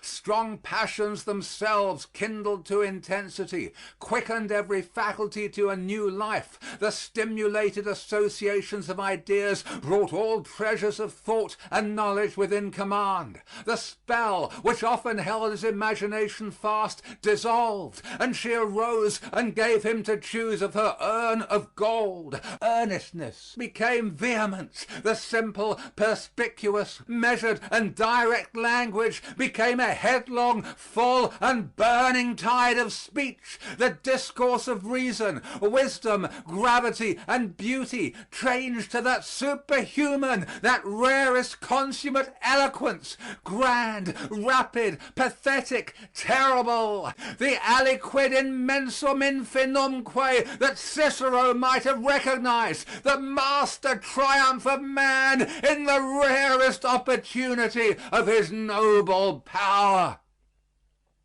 Such elevation above himself in congressional debate was most uncommon. Some such there were in the great discussions of executive power following the removal of the deposits, which they who heard them will never forget, and some which rest in the tradition of hearers only. But there were other fields of oratory on which, under the influence of more uncommon springs of inspiration, he exemplified in still other forms an eloquence of which I do not know that he has had a superior among men. Addressing masses by tens of thousands in the open air on the urgent political questions of the day, or designed to lead the meditations of an hour devoted to the remembrance of some national era, or of some incident marking the progress of the nation, and lifting him up to a view of what is and what is past, and some indistinct revelation of the glory that lies in the future, or of some great historical name just borne by the nation to his tomb, we have learned that then and there at the base of Bunker Hill, before the cornerstone was laid, and again when from the finished column the centuries looked on him, in Faneuil Hall, mourning for those with whose spoken or written eloquence of freedom its arches had so often resounded, on the rock of Plymouth, before the Capitol, of which there shall not be one stone left on another before his memory shall have ceased to live. In such scenes, unfettered by the laws of forensic or parliamentary debate, multitudes uncounted lifting up their eyes to him, some great historical scenes of America around, all symbols of her glory and art and power and fortune there, voices of the past not unheard, shapes beckoning from the future not unseen, sometimes that mighty intellect borne upward to a height and kindled to an illumination which we shall see no more, wrought out as it were in an instant, a picture of vision, warning, prediction, the progress of the nation, the contrasts of its eras, the heroic deaths, the motives to patriotism, the maxims and arts imperial by which the glory has been gathered and may be heightened, wrought out in an instant, a picture to fade only when all record of our mind shall die. In looking over the public remains of his oratory, it is striking to remark how, even in that most sober and massive understanding and nature, you see gathered and expressed the characteristic sentiments and the passing time of our America. It is the strong old oak which ascends before you. Let our soil, our heaven, are attested in it as perfectly as if it were a flower that could grow in no other climate and in no other hour of the year or day. Let me instance in one thing only. It is a peculiarity of some schools of eloquence that they embody and utter not merely the individual genius and character of the speaker, but a national consciousness, a national era, a mood, a hope, a dread, a despair, in which you listen to the spoken history of the time. There is an eloquence of an expiring nation, such as seems to sadden the glorious speech of Demosthenes, such as breathes grand and gloomy from visions of the prophets of the last days of Israel and Judah, such as gave a spell to the expression of Grattan and of Kossuth, the sweetest, most mournful, most awful of the words which man may utter or which man may hear, the eloquence of a perishing nation. There is another eloquence in which the national consciousness of a young or renewed and vast strength of trust in a dazzling certain and limitless future, an inward glorying in victories yet to be won, sounds out as by voice of clarion, challenging to contest for the highest prize of earth, such as that in which the leader of Israel in its first days holds up to the new nation the land of promise, such as that which, in the well-imagined speeches scattered by Livy over the history of the majestic series of victories, speaks the Roman consciousness of growing aggrandizement which should subject the world, such as that through which, at the tribunes of her revolution, in the bulletins of her rising soldiers, France told to the world her dream of glory. And of this kind somewhere is ours, cheerful, hopeful, trusting, as befits youth and spring, the eloquence of a state beginning to ascend to the first class of power, eminence, and consideration, and conscious of itself.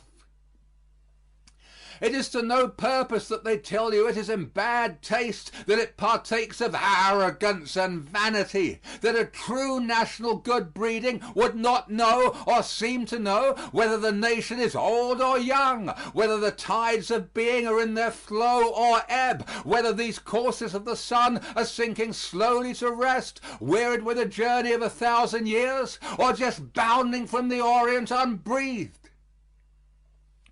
Higher laws than those of taste determine the consciousness of nations. Higher laws than those of taste determine the general forms of the expression of that consciousness. Let the downward age of America find its orators and poets and artists to erect its spirit, or grace and soothe its dying. Be it ours to go up with Webster to the Rock, the Monument, the Capitol, and bid the distant generations hail.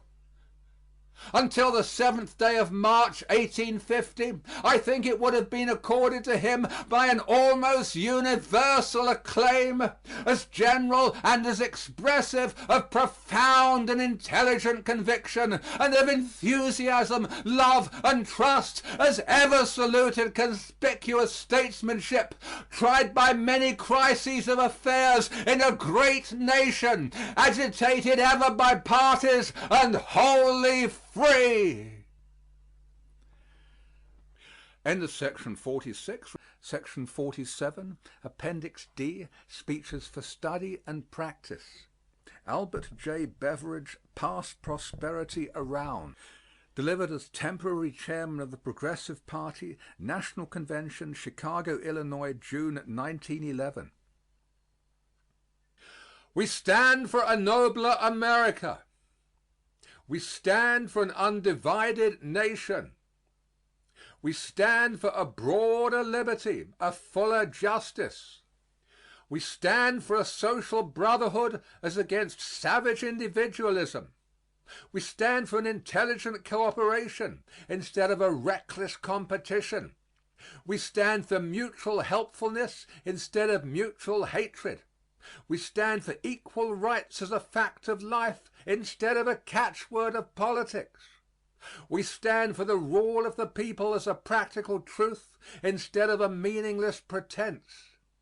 We stand for a representative government that represents the people. We battle for the actual rights of man. To carry out our principles, we have a plain program of constructive reform. We mean to tear down only that which is wrong and out of date. And where we tear down we mean to build what is right and fitted to the times. We hearken to the call of the present.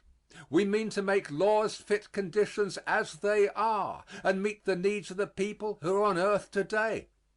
That we may do this, we found a party through which all who believe with us can work with us, or rather, we declare our allegiance to the party which the people themselves have founded. For this party comes from the grassroots. It has grown from the soil of the people's hard necessities. It has the vitality of the people's strong convictions. The people have work to be done, and our party is here to do that work. Abuse will only strengthen it, ridicule only hasten its growth, falsehood only speed its victory. For years this party has been forming. Parties exist for the people, not the people for parties. Yet for years the politicians have made the people do the work of the parties instead of the parties doing the work of the people, and the politicians own the parties. The people vote for one party and find their hopes turn to ashes on their lips, and then to punish that party they vote for the other party. So it is that partisan victories have come to be merely the people's vengeance, and always the secret powers have played their game. Like other free people, most of us Americans are progressive or reactionary, liberal or conservative. The neutrals do not count. Yet today neither of the old parties is either wholly progressive or wholly reactionary. Democratic politicians and office seekers say to reactionary Democratic voters that the Democratic Party is reactionary enough to express reactionary views.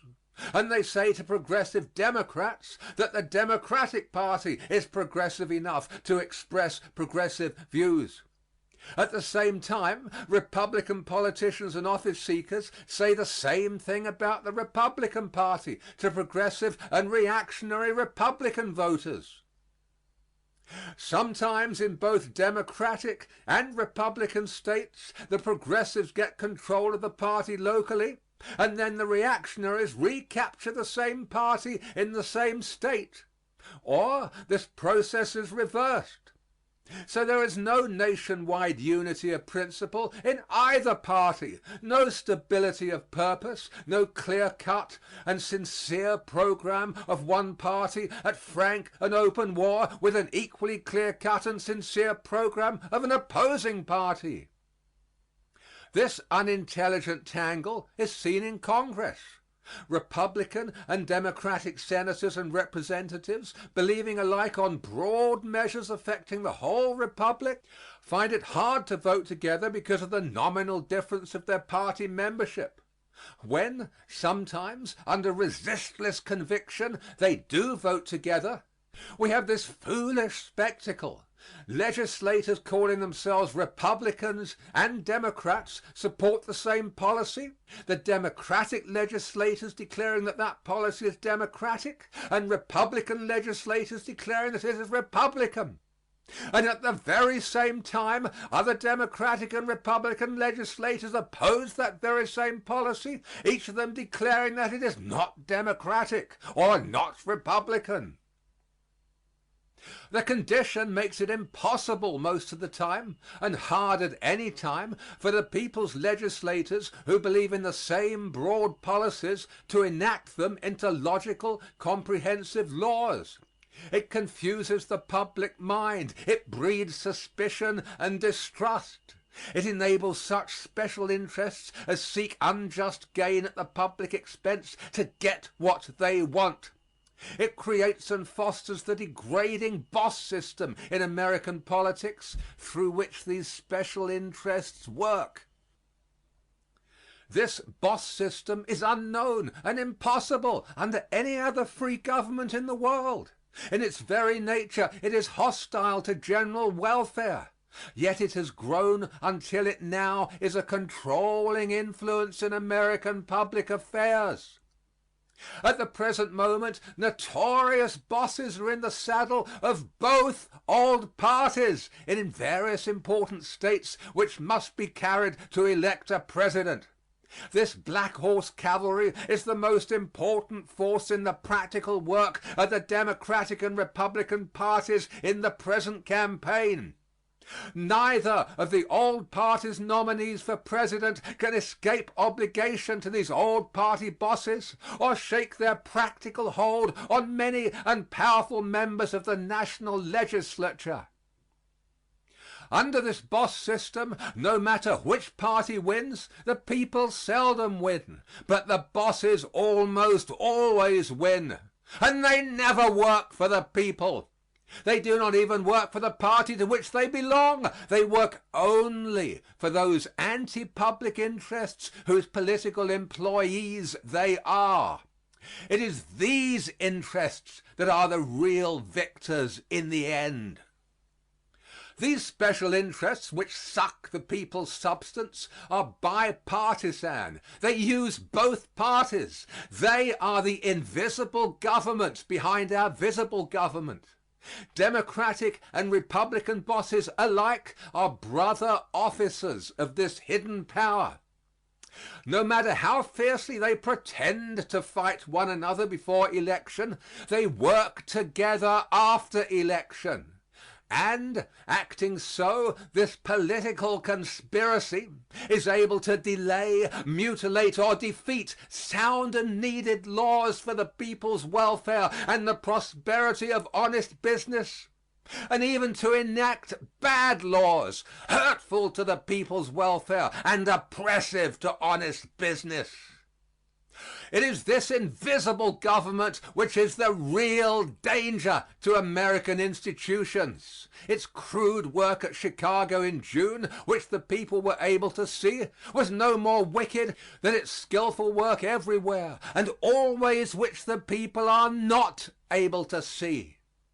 But an even more serious condition results from the unnatural alignment of the old parties. Today, we Americans are politically shattered by sectionalism. Through the two old parties, the tragedy of our history is continued, and one great geographical part of the Republic is separated from other parts of the Republic by an illogical partisan solidarity. The South has men and women as genuinely progressive and others as genuinely reactionary as those in other parts of our country. Yet, for well-known reasons, these sincere and honest Southern progressives and reactionaries vote together in a single party, which is neither progressive nor reactionary. They vote a dead tradition and a local fear, not a living conviction and a national faith. They vote not for the Democratic Party, but against the Republican Party. They want to be free from this condition. They can be free from it through the National Progressive Party. For the problems which America faces today are economic and national. They have to do with a more just distribution of prosperity. They concern the living of the people, and therefore the more direct government of the people by themselves. They affect the South exactly as they affect the North, the East, or the West. It is an artificial and dangerous condition that prevents the Southern man and woman from acting with the Northern man and woman who believe the same thing. Yet just that is what the old parties do prevent. Not only does this out-of-date partisanship cut our nation into two geographical sections, it also robs the nation of a priceless asset of thought in working out our national destiny. The South once was famous for brilliant and constructive thinking on national problems. And today the South has minds as brilliant and constructive as of old. But Southern intellect cannot freely and fully aid, in terms of politics, the solving of the nation's problems. This is so because of a partisan sectionalism, which has nothing to do with those problems. Yet these problems can be solved only in terms of politics.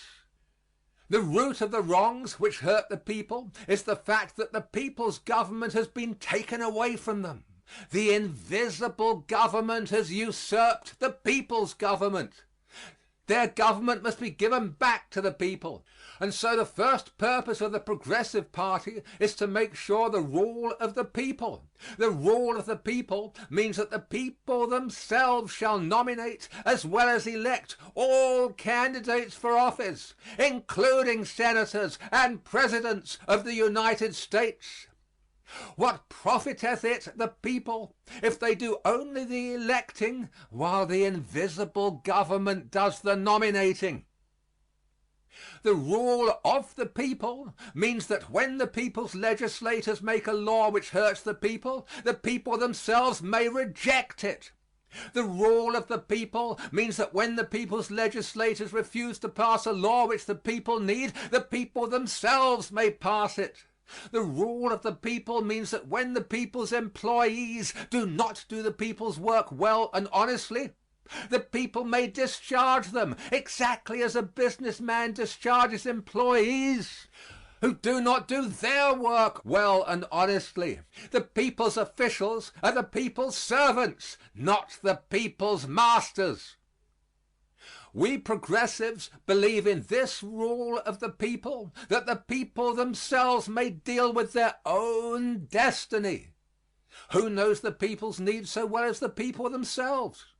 Who's so patient as the people? Who's so long-suffering? Who's so just?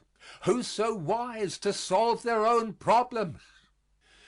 Today, these problems concern the living of the people.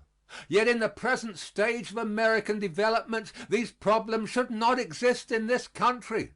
For in all the world there is no land so rich as ours. Our fields can feed hundreds of millions. We have more minerals than the whole of Europe. Invention has made easy the turning of this vast natural wealth into supplies for all the needs of man. One worker today can produce more than 20 workers could produce a century ago. The people living in this land of gold are the most daring and resourceful on the globe. Coming from the hardiest stock of every nation of the old world, their very history in the new world has made Americans a peculiar people in courage, initiative, love of justice, and all the elements of independent character. And compared with other people, we are very few in numbers. There are only 90 millions of us scattered over a continent. Germany has 65 millions packed in a country very much smaller than Texas. The population of Great Britain and Ireland could be set down in California and still have more than enough room for the population of Holland. If this country were as thickly peopled as Belgium, there would be more than 1,200 million instead of only 90 million persons within our borders. So we have more than enough to supply every human being beneath the flag. There ought not to be in this republic a single day of bad business, a single unemployed working man, a single unfed child. American businessmen should never know an hour of uncertainty, discouragement, or fear. American working men never a day of low wages, idleness, or want. Hunger should never walk in these thinly peopled gardens of plenty. And yet, in spite of all these favors which Providence has showered upon us, the living of people is the problem of the hour. Hundreds of thousands of hard-working Americans find it difficult to get enough to live on. The average income of an American laborer is less than $500 a year. With this, he must furnish food, shelter, and clothing for a family. Women, whose nourishing and protection should be the first care of the state, not only are driven into the mighty army of wage earners, but are forced to work under unfair and degrading conditions. The right of a child to grow into a normal human being is sacred. And yet, while small and poor countries packed with people have abolished child labor, American mills, mines, factories, and sweatshops are destroying hundreds of thousands of American children in body, mind, and soul. At the same time, men have grasped fortunes in this country so great that the human mind cannot comprehend their magnitude. These mountains of wealth are far larger than even that lavish reward which no one would deny to business risk or genius. On the other hand, American business is uncertain and unsteady compared with the business of other nations.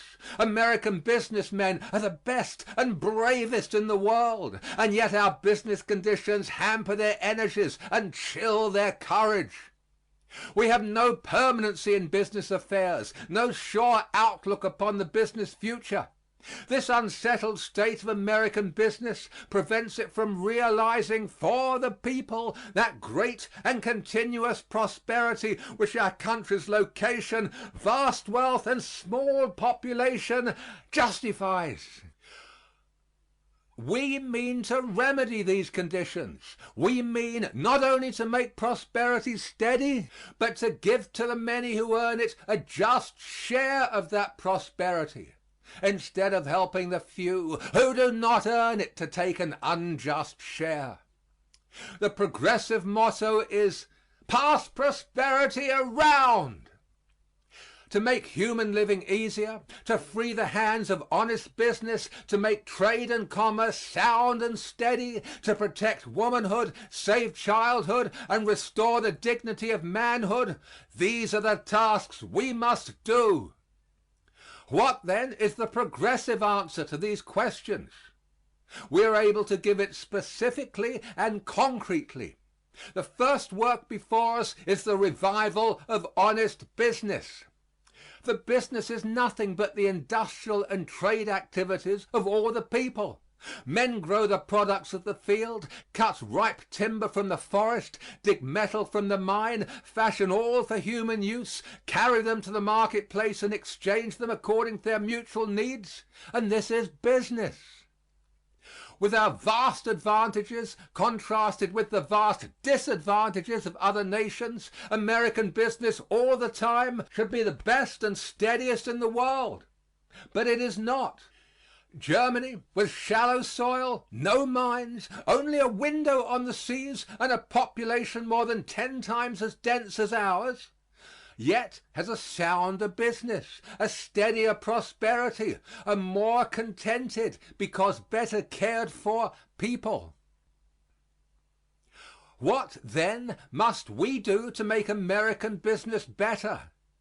We must do what poorer nations have done. We must end the abuses of business by striking down those abuses instead of striking down business itself. We must try to make little business big and all business honest, instead of striving to make big business little and yet letting it remain dishonest. Present-day business is as unlike old-time business as the old-time ox cart is unlike the present-day locomotive. Invention has made the whole world over again. The railroad, telegraph, telephone have bound the people of modern nations into families. To do the business of these closely knit millions in every modern country, great business concerns came into being. What we call big business is the child of the economic progress of mankind. So warfare to destroy big business is foolish because it cannot succeed, and wicked because it ought not to succeed. Warfare to destroy big business does not hurt big business, which always comes out on top, so much as it hurts all other business, which, in such a warfare, never comes out on top. With the growth of big business came business evils just as great. It is these evils of big business that hurt the people and injure all other business. One of these wrongs is overcapitalization, which taxes the people's very living. Another is the manipulation of prices to the unsettlement of all normal business and to the people's damage. Another is interference in the making of the people's laws and the running of the people's government in the unjust interest of evil business. Getting laws that enable particular interests to rob the people and even to gather criminal riches from human health and life is still another.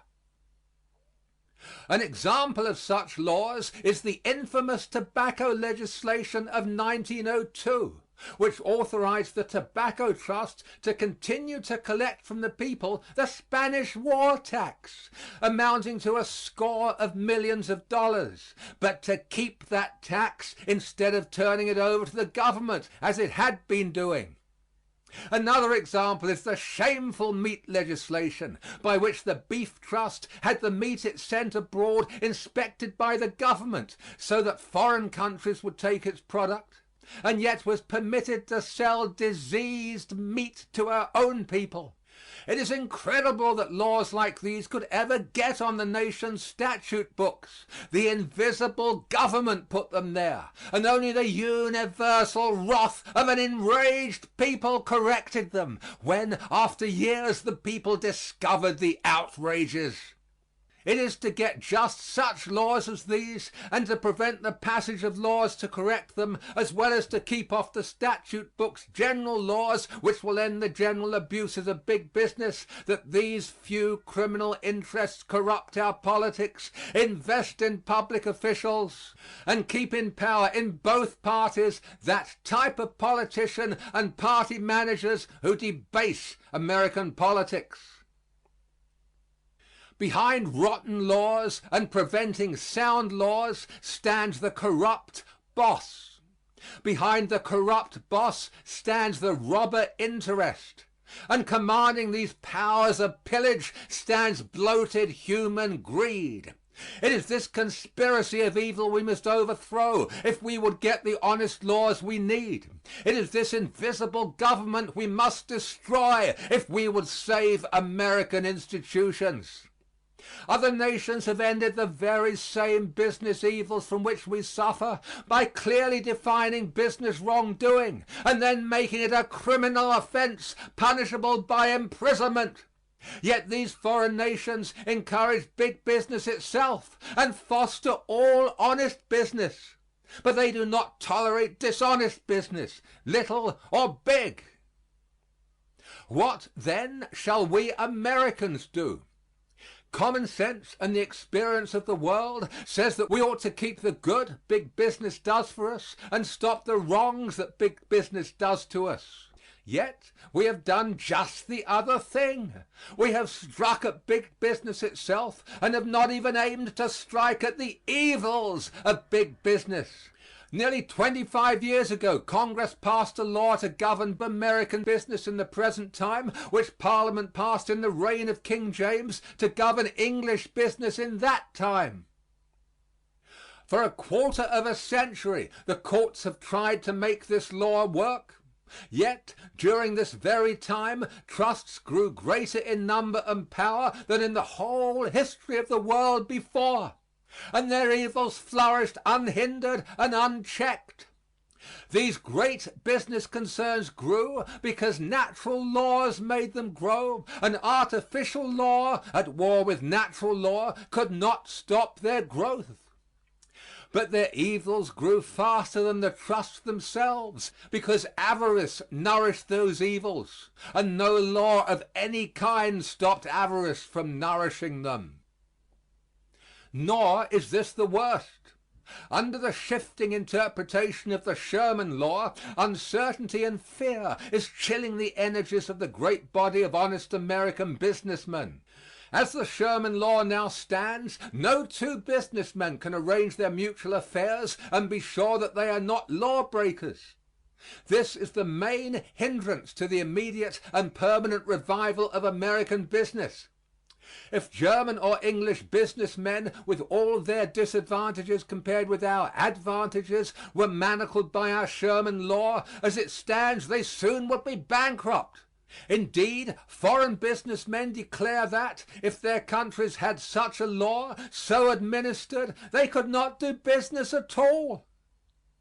Even this is not all. by the decrees of our courts, under the Sherman law, the two mightiest trusts on earth have actually been licensed in the practical outcome to go on doing every wrong they ever committed. Under the decrees of the courts, the oil and tobacco trusts still can raise prices unjustly, and already have done so. They still can issue watered stock, and surely will do so. They still can throttle other businessmen, and the United Cigar Stores Company now is doing so.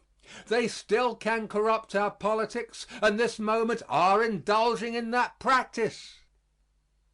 The people are tired of this mock battle with criminal capital. They do not want to hurt business, but they do want to get something done about the trust question that amounts to something. What good does it do any man to read in his morning paper that the courts have dissolved the oil trust, and then read in his evening paper that he must thereafter pay a higher price for his oil than ever before? What good does it do the laborer who smokes his pipe to be told that the courts have dissolved the tobacco trust, and yet find that he must pay the same or a higher price for the same short weight package of tobacco? Yet all this is the practical result of the suits against these two greatest trusts in the world. Such business chaos and legal paradoxes as American business suffers from can be found nowhere else in the world. Rival nations do not fasten legal ball and chain upon their business. No, they put wings on its flying feet. Rival nations do not tell their businessmen that if they go forward with legitimate enterprise, the penitentiary may be their goal. No, rival nations tell their businessmen that so long as they do honest business, their governments will not hinder but will help them. But these rival nations do tell their businessmen that if they do any evil that our businessmen do, prison bars await them. These rival nations do tell their businessmen that if they issue watered stock or cheat the people in any way, prison cells will be their homes. Just this is what all honest American business wants. Just this is what dishonest American business does not want. Just this is what the American people propose to have. Just this the National Republic platform of 1908 pledged the people that we would give them. And just this important pledge the administration elected on that platform repudiated, as it repudiated the more immediate tariff pledge. Both these reforms, so vital to honest American business, the Progressive Party will accomplish. Neither evil interests nor reckless demagogues can swerve us from our purpose, for we are free from both and fear neither.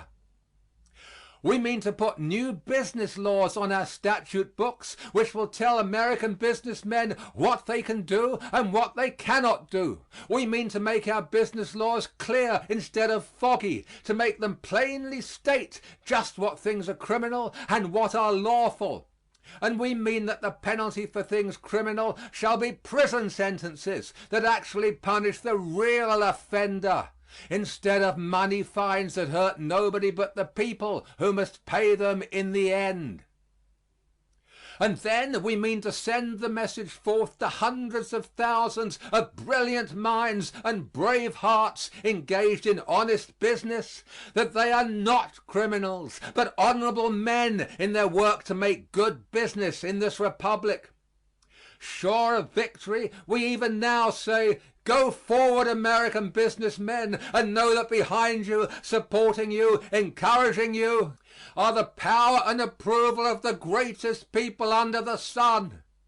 Go forward, American businessmen, and feed full the fires beneath American furnaces, and give employment to every American laborer who asks for work.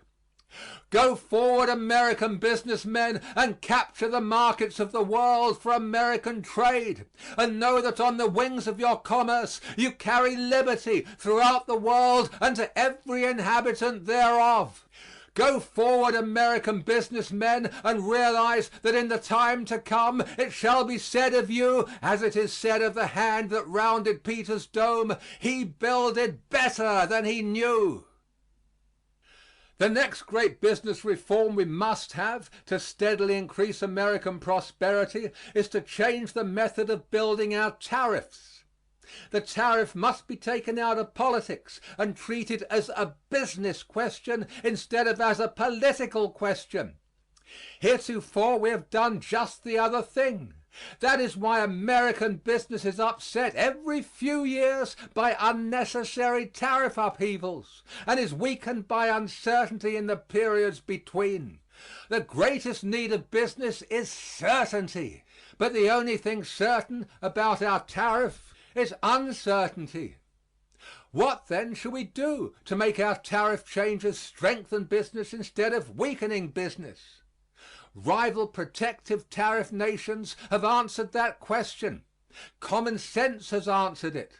Next to our need to make the Sherman law modern, understandable, and just, our greatest fiscal need is a genuine, permanent, nonpartisan tariff commission. 5 years ago, when the fight for this great business measure was begun in the Senate, the bosses of both parties were against it. So, when the last revision of the tariff was on and a tariff commission might have been written into the tariff law, the administration would not aid this reform. When 2 years later the administration supported it weakly, the bipartisan boss system killed it. There has not been and will not be any sincere and honest effort by the old parties to get a tariff commission.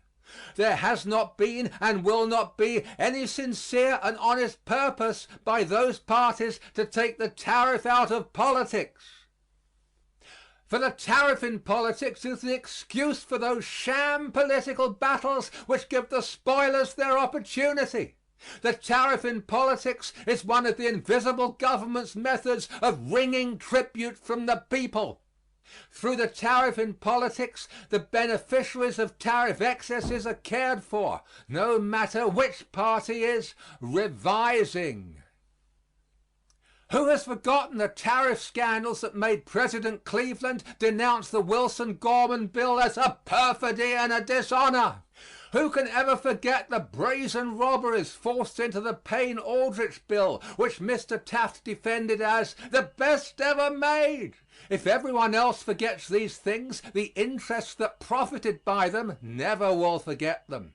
The bosses and lobbyists that grew rich by putting them through never will forget them.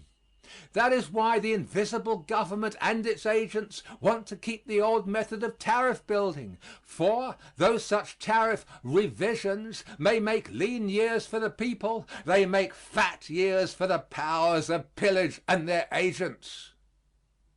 So neither of the old parties can honestly carry out any tariff policies which they pledge the people to carry out. But even if they could, and even if they were sincere, the old party platforms are in error on tariff policy. The Democratic platform declares for free trade, but free trade is wrong and ruinous. The Republican platform permits extortion, but tariff extortion is robbery by law. The Progressive Party is for honest protection, and honest protection is right and a condition of American prosperity. A tariff high enough to give American producers the American market when they make honest goods and sell them at honest prices, but low enough that when they sell dishonest goods at dishonest prices, foreign competition can correct both evils. A tariff high enough to enable American producers to pay our working men American wages and so arrange that the working men will get such wages. A business tariff whose changes will be so made as to reassure business instead of disturbing it. This is the tariff and the method of its making in which the Progressive Party believes, for which it does battle, and which it proposes to write into the laws of the land. The Payne-Aldrich tariff law must be revised immediately in accordance to these principles. At the same time, a genuine, permanent, non-partisan tariff commission must be fixed in the law as firmly as the Interstate Commerce Commission. Neither of the old parties can do this work, for neither of the old parties believe in such a tariff, and, what is more serious, special privilege is too thoroughly woven into the fiber of both old parties to allow them to make such a tariff. The Progressive Party only is free from these influences. The Progressive Party only believes in the sincere enactment of a sound tariff policy. The Progressive Party only can change the tariff as it must be changed. These are samples of the reforms in the laws of business that we intend to put on the nation's statute books. But there are other questions as important and pressing that we mean to answer by sound and humane laws. Child labor in factories, mills, mines, and sweatshops must be ended throughout the Republic. Such labor is a crime against childhood because it prevents the growth of normal manhood and womanhood. It is a crime against the nation because it prevents the growth of a host of children into strong, patriotic, and intelligent citizens. Only the nation can stop this industrial vice. The states cannot stop it. The states never stopped any national wrong, and child labor is a national wrong. To leave it to the states alone is unjust to business. For if some states stop it and other states do not, businessmen of the former are at a disadvantage with the businessmen of the latter, because they must sell in the same market goods made by manhood labor at manhood wages in competition with goods made by childhood labor at childhood wages. To leave it to the states is unjust to manhood labor, for childhood labor in any state lowers manhood labor in every state, because the product of childhood labor in any state competes with the product of manhood labor in every state. Children workers at the looms in South Carolina means bayonets at the breasts of men and women workers in Massachusetts who strike for living wages. Let the states do what they can and more power to their arm, but let the nation do what it should and cleanse our flag from this stain. Modern industrialism has changed the status of women. Women now are wage earners in factories, stores, and other places of toil. In hours of labor and all the physical conditions of industrial effort, they must compete with men, and they must do it at lower wages than men receive, wages which, in most cases, are not enough for these women workers to live on. This is inhuman and indecent. It is unsocial and uneconomic. It is immoral and unpatriotic. Toward women, the Progressive Party proclaims the chivalry of the state. We propose to protect women wage earners by suitable laws, an example of which is the minimum wage for women workers, a wage which shall be high enough to at least buy clothing, food, and shelter for the woman toiler. The care of the aged is one of the most perplexing problems of modern life. How is the working man with less than $500 a year and with earning power waning as his own years advance to provide for aged parents or other relatives, in addition to furnishing food, shelter, and clothing for his wife and children?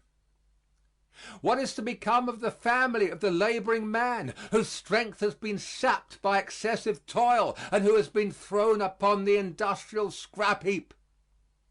It is questions like these we must answer if we are to justify free institutions. They are questions to which the masses of people are chained as to a body of death. And they are questions which other and poorer nations are answering. We progressives mean that America shall answer them. The Progressive Party is the helping hand to those who a vicious industrialism has maimed and crippled. We are for the conservation of our natural resources, but even more, we are for the conservation of human life. Our forests, water power, and minerals are valuable. and must be saved from the spoilers. But men, women, and children are more valuable, and they too must be saved from the spoilers. Because women, as much as men, are a part of our economic and social life, women, as much as men, should have the voting power to solve all economic and social problems. Votes for women are theirs as a matter of natural right alone. Votes for women should be theirs as a matter of political wisdom also. As wage earners, they should help to solve the labor problems. As property owners, they should help to solve the tax problem. As wives and mothers, they should help to solve all the problems that concern the home. And that means all national problems, for the nation abides at the fireside. If it is said that women cannot help defend the nation in time of war, and therefore that they should not help to determine the nation's destinies in time of peace, the answer is that women suffer and serve in time of conflict as much as men who carry muskets. And the deeper answer is that those who bear the nation's soldiers are as much the nation's defenders as their sons. Public spokesmen for the invisible government say that many of our reforms are unconstitutional. The same kind of men said the same thing of every effort the nation has made to end national abuses. But in every case, whether in the courts, at the ballot box, or on the battlefield, the vitality of the Constitution was vindicated. The Progressive Party believes that the Constitution is a living thing, growing with the people's growth, strengthening with the people's strength, aiding the people in their struggle for life, liberty, and the pursuit of happiness, permitting the people to meet all their needs as conditions change. The opposition believes that the Constitution is a dead form, holding back the people's growth, shackling the people's strength, but giving a free hand to malign powers that prey upon the people. The first words of the Constitution are, "We the people." And they declare that the Constitution's purpose is to form a perfect union and to promote the general welfare. To do just that is the very heart of the progressive cause. The Progressive Party asserts anew the vitality of the Constitution. We believe in the true doctrine of states' rights, which forbids the nation from interfering with states' affairs, and also forbids the states from interfering with national affairs. The combined intelligence and composite conscience of the American people is as irresistible as it is righteous, and the Constitution does not prevent that force from working out the general welfare. From certain sources we hear preachments about the danger of our reforms to American institutions. What is the purpose of American institutions? Why was this republic established? What does the flag stand for? What do these things mean? They mean that the people shall be free to correct human abuses. They mean that men, women, and children shall not be denied the opportunity to grow stronger and nobler. They mean that the people shall have the power to make our land each day a better place to live in. They mean the realities of liberty and not the academics of theory. They mean the actual progress of the race in tangible items of daily living and not the theoretics of barren disputation. If they do not mean these things, they are as sounding brass and tinkling cymbals. A nation of strong, upright men and women, a nation of wholesome homes, realizing the best ideals, a nation whose power is glorified by its justice and whose justice is the conscience of scores of millions of God-fearing people. That is the nation the people need and want, and that is the nation they shall have. For never doubt that we Americans will make good the real meaning of our institutions. Never doubt that we will solve in righteousness and wisdom every vexing problem. Never doubt that in the end the hand from above that leads us upward will prevail over the hand from below that drags us downward. Never doubt that we are indeed a nation whose God is the Lord. And so, never doubt that a braver, fairer, cleaner America surely will come, that a better and brighter life for all beneath the flag surely will be achieved. Those who now scoff soon will pray. Those who now doubt soon will believe. Soon the night will pass, and when to the sentinel on the ramparts of liberty the anxious ask, "Watchman, what of the night?" his answer will be, "Lo, the morn appeareth." Knowing the price we must pay, the sacrifice we must make, the burdens we must carry, the assaults we must endure, knowing full well the cost, yet we enlist. And we enlist for the war, for we know the justice of our cause, and we know, too, its certain triumph. Not reluctantly then, but eagerly, not with faint hearts, but strong, do we now advance upon the enemies of the people. For the call that comes to us is the call that came to our fathers. As they responded, so shall we. He hath sounded forth a trumpet that shall never call retreat. He is sifting out the hearts of men before his judgment seat.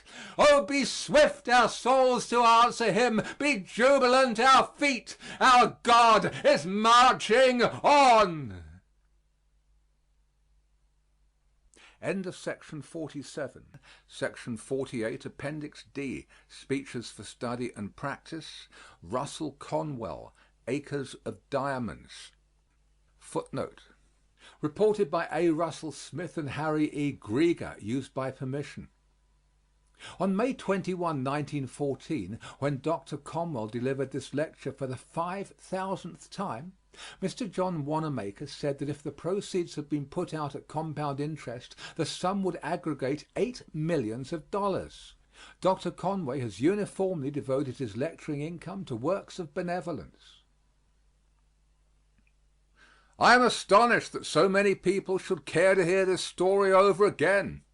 Indeed, this lecture has become a study in psychology. It often breaks all rules of oratory, departs from the precepts of rhetoric, and yet remains the most popular of any lecture I have delivered in the 44 years of my public life. I have sometimes studied for a year upon a lecture and made careful research and then presented the lecture just once, never delivered it again. I put too much work on it. But this had no work on it, thrown together perfectly at random, spoken offhand without any special preparation, and it succeeds when the thing we study, work over, adjust to a plan is an entire failure. The acres of diamonds, which I have mentioned through so many years, are to be found in Philadelphia, and you are to find them. Many have found them, and what man has done, man can do. I could not find anything better to illustrate my thought than a story I have told over and over again, and which is now found in books in nearly every library. In 1870 we went down the Tigris River. We hired a guide at Baghdad to show us Persepolis, Nineveh, and Babylon, and the ancient countries of Assyria as far as the Arabian Gulf. He was well acquainted with the land, but he was one of those guides who love to entertain their patrons. He was like a barber that tells you many stories in order to keep your mind off the scratching and the scraping. He told me so many stories that I grew tired of his telling them, and I refused to listen, looked away whenever he commenced. That made the guide quite angry. I remember that towards evening he took his Turkish cap off his head and swung it around in the air. The gesture I did not understand, and I did not dare look at him for fear I should become the victim of another story. But, although I am not a woman, I did look, and the instant I turned my eyes upon that worthy guide he was off again. Said he, "I will tell you a story now which I reserve for my particular friends." So then, counting myself a particular friend, I listened, and I have always been glad I did. He said there once lived not far from the river Indus an ancient Persian by the name of Al-Hafed. He said that Al-Hafed owned a very large farm with orchards, grain fields, and gardens. He was a contented and wealthy man, contented because he was wealthy, and wealthy because he was contented. One day there visited this old farmer one of those ancient Buddhist priests, and he sat down by Al-Hafed's fire and told that old farmer how this world of ours was made. He said that this world was once a mere bank of fog, which is scientifically true. And he said that the Almighty thrust his finger into the bank of fog and then began slowly to move his finger around and gradually to increase the speed of his finger until at last he whirled that bank of fog into a solid ball of fire, and it went rolling through the universe, burning its way through other cosmic banks of fog until it condensed the moisture without and fell in floods of rain upon the heated surface and cooled the outer crust. Then the internal flames burst through the cooling crust and threw up the mountains and made the hills of the valley of this wonderful world of ours. If this internal melted mass burst out and copied very quickly, it became granite. That which cooled less quickly became silver, and less quickly gold. And after gold, diamonds were made. Said the old priest, "A diamond is a congealed drop of sunlight." This is a scientific truth also. You all know that a diamond is pure carbon, actually deposited sunlight. And he said another thing I would not forget. He declared that a diamond is the last and highest of God's mineral creations, as a woman is the last and highest of God's animal creations. I suppose that is the reason why the two have such a liking for each other. And the old priest told Al-Hafed that if he had a handful of diamonds he could purchase a whole country, and with a mine of diamonds he could place his children upon thrones through the influence of their great wealth. Al-Hafed heard all about diamonds and how much they were worth, and went to his bed that night a poor man. Not that he had lost anything, but poor because he was discontented, and discontented because he thought he was poor. He said, "I want a mine of diamonds." So he lay awake all night and early in the morning sought out the priest. Now, I know from experience that a priest when awakened early in the morning is cross. He awoke that priest out of his dreams and said to him, "Will you tell me where I can find diamonds?" The priest said, "Diamonds? What do you want with diamonds?" "I want to be immensely rich," said Al-Hafed, "but I don't know where to go." "Well," said the priest, "if you will find a river that runs over white sand between high mountains, in those sands you will always see diamonds." "Do you really believe that there is such a river?" "Plenty of them, plenty of them. All you have to do is just go and find them. Then you have them." Al-Hafed said, "I will go." So he sold his farm, collected his money at interest, left his family in charge of a neighbor, and away he went in search of diamonds. He began very properly, to my mind, at the Mountains of the Moon. Afterwards he went around into Palestine, then wandered on into Europe, and at last, when his money was all spent and he was in rags, wretchedness and poverty, He stood on the shore of that bay in Barcelona, Spain, when a tidal wave came rolling through the Pillars of Hercules, and the poor, afflicted, suffering man could not resist the awful temptation to cast himself into that incoming tide, and he sank beneath its foaming crest, never to rise in this life again. When that old guide had told me that very sad story, he stopped the camel I was riding and went back to fix the baggage on one of the other camels, and I remember thinking to myself, why did he reserve that for his particular friends? There seemed to be no beginning, middle, or end, nothing to it. That was the first story I ever heard told or read in which the hero was killed in the first chapter. I had but one chapter of that story, and the hero was dead. When the guide came back and took up the halter of my camel again, he went right on with the same story. He said that Al Hafed's successor led his camel out into the garden to drink, and as that camel put its nose down into the clear water of the garden brook, Al Hafed's successor noticed a curious flash of light from the sands of the shallow stream, and reaching in, he pulled out a black stone having an eye of light that reflected all the colors of the rainbow, and he took that curious pebble into the house and left it on the mantel, then went on his way and forgot all about it. A few days after that, the same old priest who told Al Hafed how diamonds were made came in to visit his successor. When he saw that flash of light from the mantel, he rushed up and said, "Here is a diamond, here is a diamond. Has Al Hafed returned?"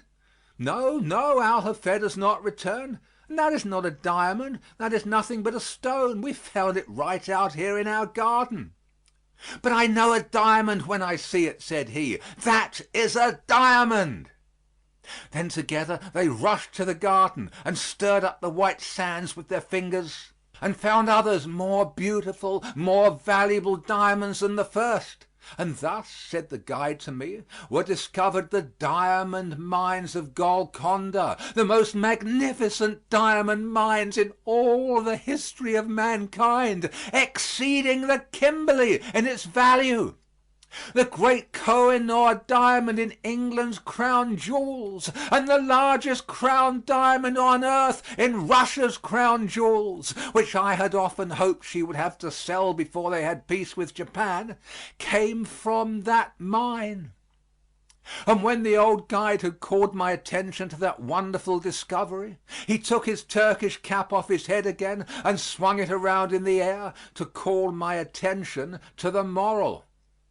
Those Arab guides have a moral to each story, though the stories are not always moral.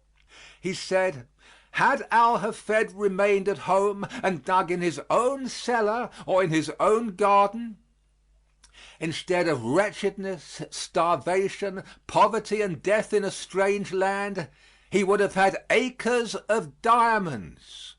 For every acre, yes, every shovelful of that old farm afterwards revealed the gems which since have decorated the crowns of monarchs.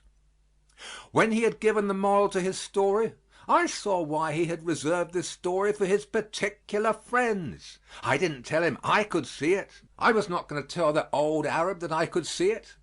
For it was that mean old Arab's way of going around a thing, like a lawyer, and saying indirectly what he did not dare say directly, that there was a certain young man that day traveling down the Tigris River that might better be at home in America. I didn't tell him I could see it.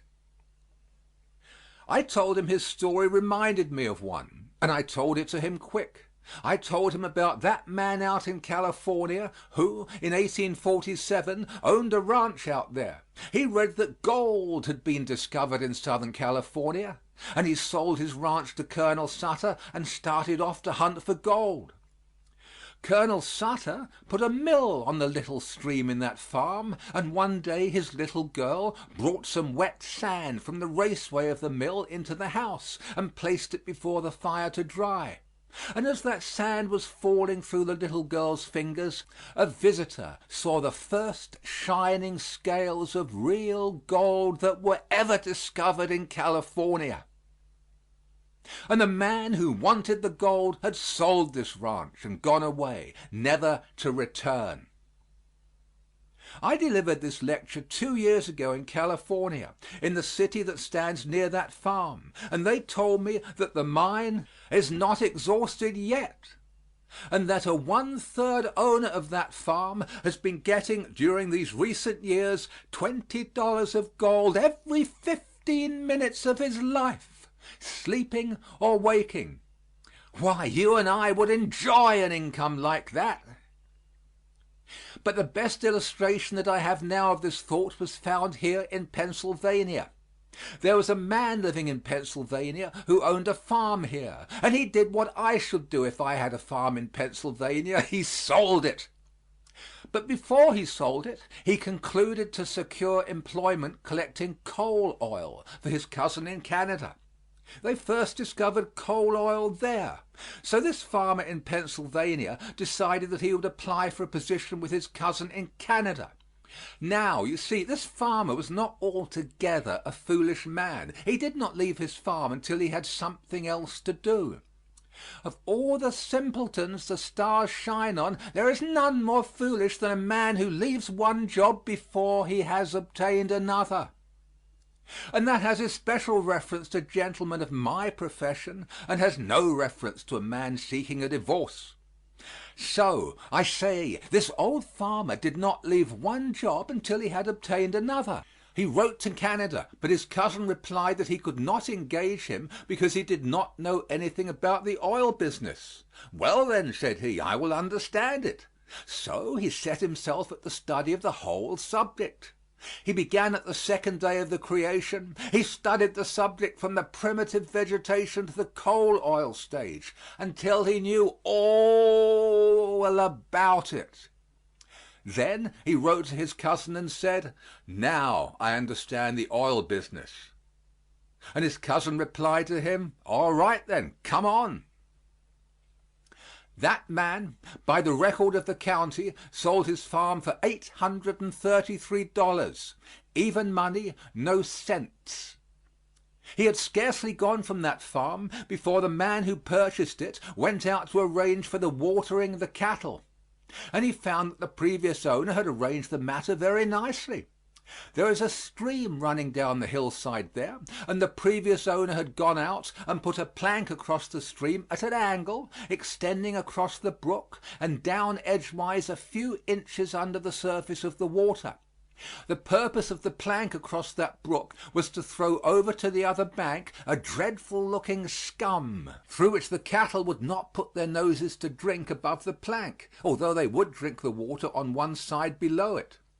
Thus, that man who had gone to Canada had been himself damming back for 23 years a flow of coal oil which the state geologist of Pennsylvania declared officially as early as 1870 was then worth to our state $100 million. The city of Titusville now stands on that farm, and those Pleasantville wells flow on. And that farmer, who had studied all about the formation of oil since the second day of God's creation clear down to the present time, sold that farm for $833, no cents. Again, I say, no cents. But I need another illustration, and I found that in Massachusetts, and I'm sorry I did, because that is my old state. This young man I mention went out of the state to study, went down to Yale College and studied mines and mining. They paid him $15 a week during his last year for training students who were behind their classes in mineralogy, out of hours, of course, while pursuing his own studies. But when he graduated, they raised his pay from $15 to $45 and offered him a professorship. Then he went straight home to his mother and said, "Mother, I won't work for $45 a week. What is $45 a week for a man with a brain like mine? Mother, let's go out to California and stake out gold claims and be immensely rich." "Now," said his mother, "it is just as well to be happy as it is to be rich." But as he was the only son, he had his way. They always do. And they sold out in Massachusetts and went to Wisconsin, where he went into the employ of the Superior Copper Mining Company, and he was lost from sight in the employ of that company at $15 a week again. He was also to have an interest in any mines that he should discover for that company, but I do not believe that he has ever discovered a mine. I did not know anything about it, but I do not believe he has. I know he had scarcely gone from the old homestead before the farmer who had bought the homestead went out to dig potatoes, and as he was bringing them in a large basket through the front gateway, the ends of the stone wall came so near together at the gate that the basket hugged very tight. So he set the basket on the ground and pulled, first on one side and then on the other side. Our farms in Massachusetts are mostly stone walls, and the farmers have to be economical with their gateways in order to have some place to put the stones. That basket hugged so tight that there, as he was hauling it through, he noticed in the upper stone next the gate a block of native silver, 8 inches square. And this professor of mines and mining and mineralogy, who would not work for $45 a week, when he sold that homestead in Massachusetts, sat right on that stone to make the bargain. He was brought up there. He had gone back and forth by that piece of silver, rubbed it with his sleeve, and it seemed to say, "Come now, now, now, here is $100,000. Why not take me?" But he would not take it.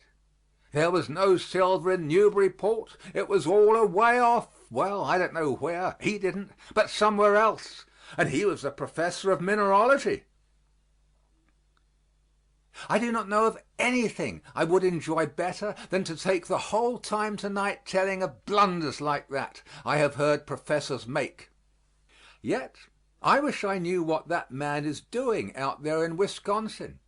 I can imagine him out there as he sits by his fireside and he is saying to his friends, "Do you know that man Conwell that lives in Philadelphia?" "Oh, yeah, I've heard of him." "And do you know that man Jones that lives in that city?" "Yes, I've heard of him." And then he begins to laugh and says to his friends, "They have done the same thing I did precisely." And that spoils the whole joke, because you and I have done it. 90 out of every 100 people here have made that mistake this very day. I say you ought to be rich. You have no right to be poor. To live in Philadelphia and not be rich is a misfortune, and it is doubly a misfortune because you could have been rich just as well as be poor. Philadelphia furnishes so many opportunities. You ought to be rich. But persons with certain religious prejudice will ask, how can you spend your time advising the rising generation to give their time to getting money, dollars and cents, the commercial spirit? Yet I must say that you ought to spend time getting rich. You and I know there are some things more valuable than money. Of course we do. Ah, yes. By a heart made unspeakably sad by a grave on which the autumn leaves now fall, I know there are some things higher and grander and sublimer than money. Well does the man know who has suffered that there are some things sweeter and holier and more sacred than gold. Nevertheless, the man of common sense also knows that there is not any one of those things that is not greatly enhanced by the use of money. Money is power. Love is the grandest thing on God's earth, but fortunate the lover who has plenty of money. Money is power. Money has powers. And for a man to say, "I do not want money," is to say, "I do not wish to do any good to my fellow men." It is absurd thus to talk. It is absurd to disconnect them. This is a wonderfully great life, and you ought to spend your time getting money because of the power there is in money. And yet this religious prejudice is so great that some people think it is a great honor to be one of God's poor. I am looking in the faces of people who think just that way. I heard a man once say in a prayer meeting that he was thankful that he was one of God's poor. And then I silently wondered what his wife would say to that speech as she took in washing to support the man while he sat and smoked on the veranda. I don't want to see any more of that land of God's poor. Now, when a man could have been rich just as well, and he is now weak because he is poor, he has done some great wrong. He has been untruthful to himself. He has been unkind to his fellow men. We ought to get rich if we can by honorable and Christian methods, and these are the only methods that sweep us quickly toward the goal of riches.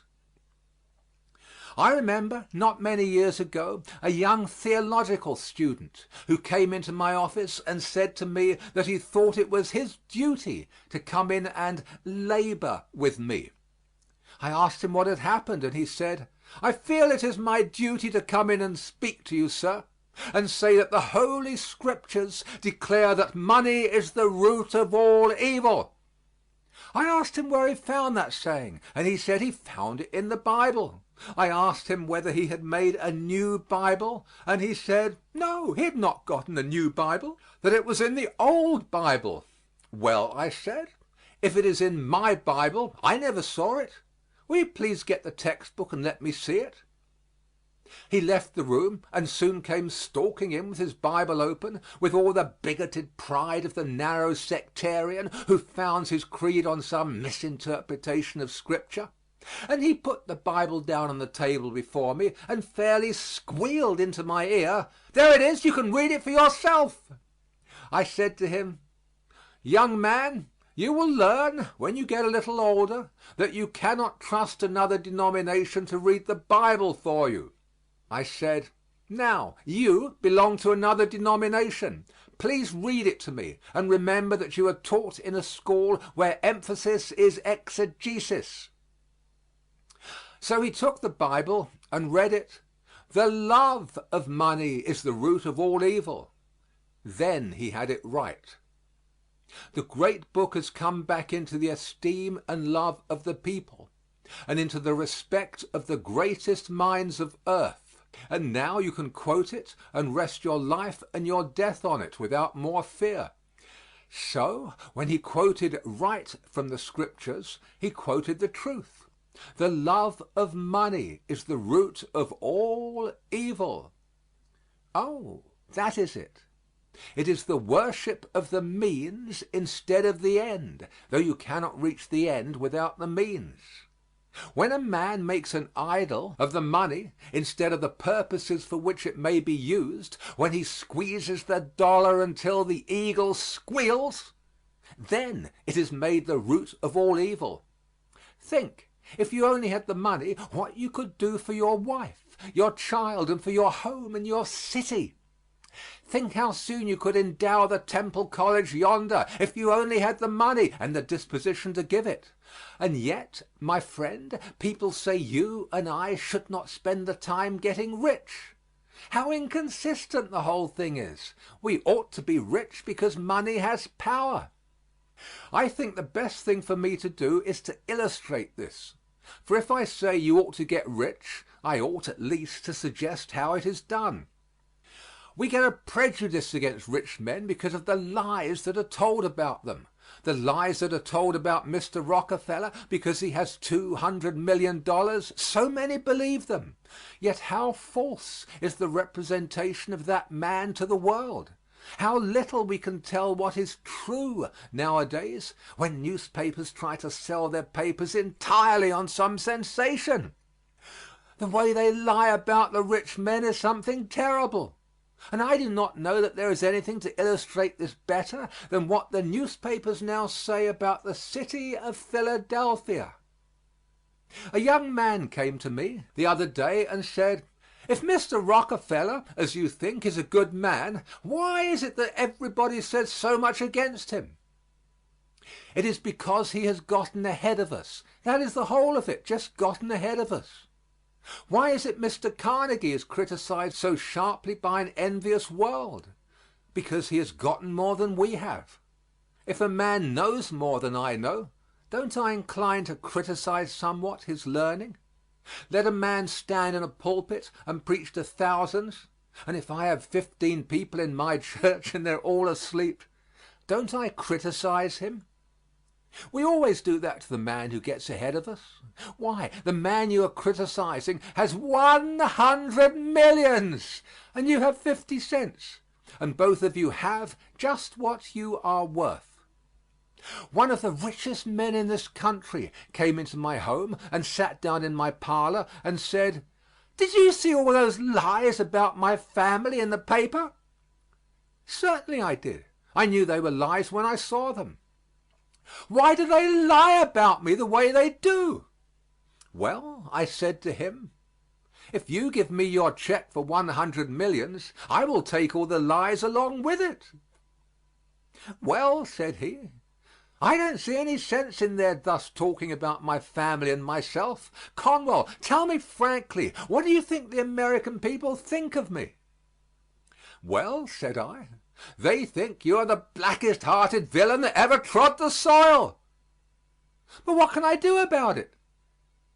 There is nothing he can do about it, and yet he is one of the sweetest Christian men I ever knew. If you get 100 millions, you will have the lies. You will be lied about, and you can judge your success in any line by the lies that are told about you. I say that you ought to be rich, but there are ever coming to me young men who say, "I would like to go into business, but I cannot." Why not? Because I have no capital to begin on. Capital to begin on. What, young man, living in Philadelphia and looking at all this wealthy generation, all of whom began as poor boys, and you want capital to begin on? It is fortunate for you that you have no capital. I am glad you have no money. I pity a rich man's son. A rich man's son in these days of ours occupies a very difficult position. They are to be pitied. A rich man's son cannot know the very best things in human life. He cannot. The statistics of Massachusetts show us that not one out of 17 rich men's sons ever die rich. They are raised in luxury. They die in poverty. Even if a rich man's son retains his father's money, even then he cannot know the best things of life. A young man in our college yonder asked me to formulate for him what I thought was the happiest hour in a man's history, and I studied it long and came back convinced that the happiest hour that any man ever sees in any earthly matter is when a young man takes his bride over the threshold of the door for the first time of the house he himself has earned and built. When he turns to his bride, and with an eloquence greater than any language of mine, he saith to his wife, "My loved one, I earned this home myself. I earned it all. It is all mine, and I divide it with thee." That is the grandest moment a human heart may ever see. But a rich man's son cannot know that. He goes into a finer mansion, it may be, but he is obliged to go through the house and say, "Mother gave me this, mother gave me that, my mother gave me that, my mother gave me that," until his wife wishes she had married his mother. Oh, I pity a rich man's son, I do, until he gets so far along in his dudism that he gets his arms up like that and can't get them down. Didn't you ever see any of them astray at Atlantic City? I saw one of these scarecrows once, and I never tire thinking about it. I was at Niagara Falls lecturing, and after the lecture I went to the hotel, and when I went up to the desk there stood a millionaire's son from New York. He was an indescribable specimen of anthropologic potency. He carried a gold-headed cane under his arm, more in its head than he had in his. I do not believe I could describe the young man if I should try. But still, I must say that he wore an eyeglass he could not see through, patent leather shoes he could not walk in, and pants he could not sit down in, dressed like a grasshopper. Well, this human cricket came up to the clerk's desk just as I went in. He adjusted his unseeing eyeglass in this wise and lisped to the clerk, because it's Hinglish, you know, to lisp. "Sir, will you have the kindness to furnish me with some paper and some envelopes?" The clerk measured that man quick, and he pulled out a drawer and took some envelopes and paper and cast them across the counter and turned away to his books. You should have seen that specimen of humanity when the paper and envelopes came across the counter, he whose wants had always been anticipated by servants. He adjusted his unseeing eyeglass and he yelled after that clerk, "Come back here, sir! Come right back here! Now, sir, will you order a servant to take that paper and those envelopes and carry them to yonder desk?" Oh, that poor, miserable, contemptible American monkey. He couldn't carry paper and envelopes 20 feet. I suppose he could not get his arms down. I have no pity for such travesties of human nature. If you have no capital, I'm glad of it. You don't need capital. You need common sense, not copper cents. A.T. Stewart, the great princely merchant of New York, the richest man in America in his time, was a poor boy. He had $1.50 and went into the mercantile business. But he lost 87.5 cents of his first $1.50 because he bought some needles and thread and buttons to sell, which people didn't want. Are you poor? It is because you are not wanted and are left on your own hands. There is the great lesson. Apply it whichever way you will. It comes to every single person's life, young or old. He did not know what people needed, and consequently bought something they didn't want, and had the goods left on his hands a dead loss. A.T. Stewart learned there the great lesson of his mercantile life, and said, "I will never buy anything more until I first learn what the people want. Then I'll make the purchase." He went around to the doors and asked them what they did want, and when he found out what they wanted, he invested his 62.5 cents and began to supply a known demand. I care not what your profession or occupation in life may be. I care not whether you are a lawyer, a doctor, a housekeeper, teacher, or whatever else. The principle is precisely the same. We must know what the world needs first, and then invest ourselves to supply that need, and success is almost certain. A.T. Stewart went on until he was worth 40 millions. Well, you will say, a man can do that in New York, but cannot do it here in Philadelphia. The statistics, very carefully gathered in New York in 1889, showed 107 millionaires in the city worth over 10 millions apiece. It was remarkable, and people think they must go there to get rich. Out of that 107 millionaires, only 7 of them made their money in New York, and the others moved to New York after their fortunes were made. And 67 out of the remaining 100 made their fortunes in towns of less than 6,000 people. And the richest man in the country at that time lived in a town of 3,500 inhabitants, and always lived there and never moved away. It is not so much where you are as what you are. But at the same time, if the largest of the city comes into the problem, then remember it is the smaller city that furnishes the great opportunity to make the millions of money. The best illustration that I can give is in reference to John Jacob Astor. who was a poor boy and who made all the money of the Astor family.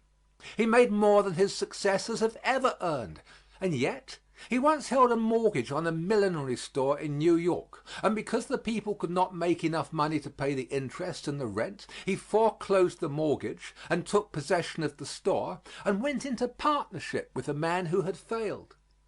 He kept the same stock, did not give them $1 capital, and he left them alone, and went out and sat down upon a bench in the park.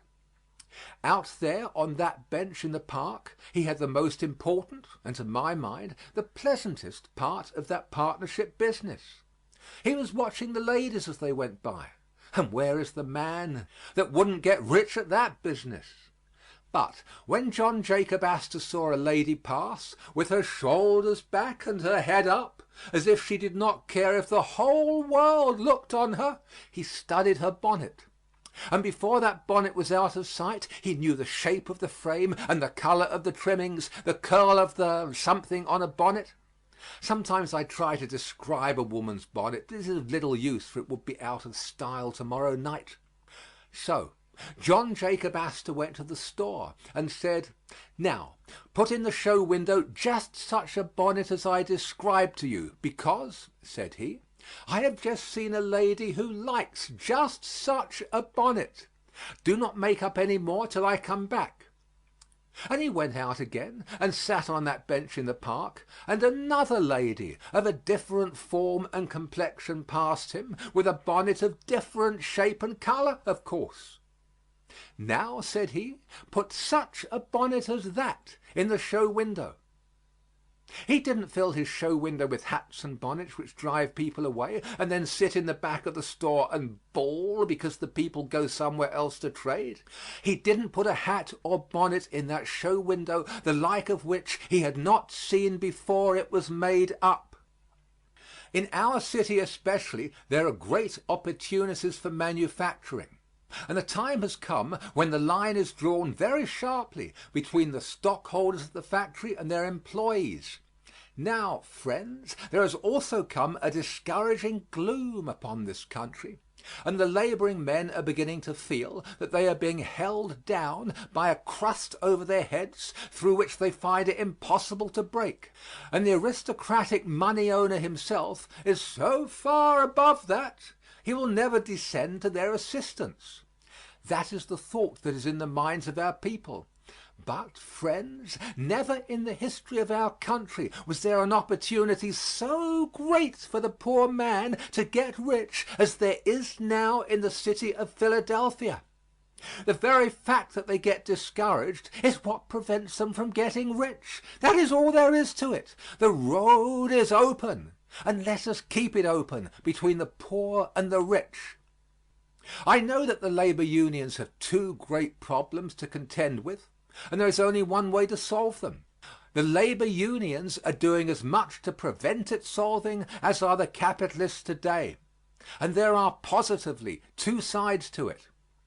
The labor union has two difficulties. The first one is that it began to make a labor scale for all classes on a par, and they scaled down a man that can earn $5 a day to $2.50 a day in order to level up to him an imbecile that cannot earn 50 cents a day.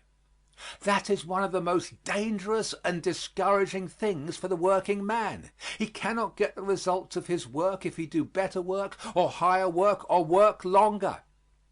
That is a dangerous thing, and in order to get every laboring man free and every American equal to every other American, let the laboring man ask what he is worth and get it. Not let any capitalist say to him, "You shall work for me for half of what you are worth."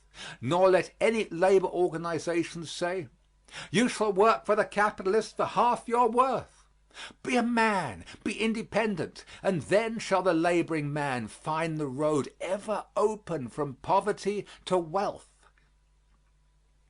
The other difficulty that the labor union has to consider, and this problem they have to solve themselves, is the kind of orators who come and talk to them about the oppressive rich. I can, in my dreams, recite the oration I have heard again and again under such circumstances. My life has been with the laboring man. I am a laboring man myself. I have often, in their assemblies, heard the speech of the man who has been invited to address the labor union. The man gets up before the assembled company of honest laboring men, and he begins by saying, "O ye honest, industrious laboring men, who have furnished all the capital of the world, who have built all the palaces and constructed all the railroads and covered the ocean with her steamships. O you laboring men, you are nothing but slaves. You are ground down in the dust by the capitalist who is gloating over you as he enjoys his beautiful estates and as he has his bags filled with gold, and every dollar he owns is coined out of the heart's blood of the honest laboring man." Now, that is a lie, and you know it is a lie. And yet that is the kind of speech that they are all the time hearing, representing the capitalists as wicked and the laboring men so enslaved. Why, how wrong it is!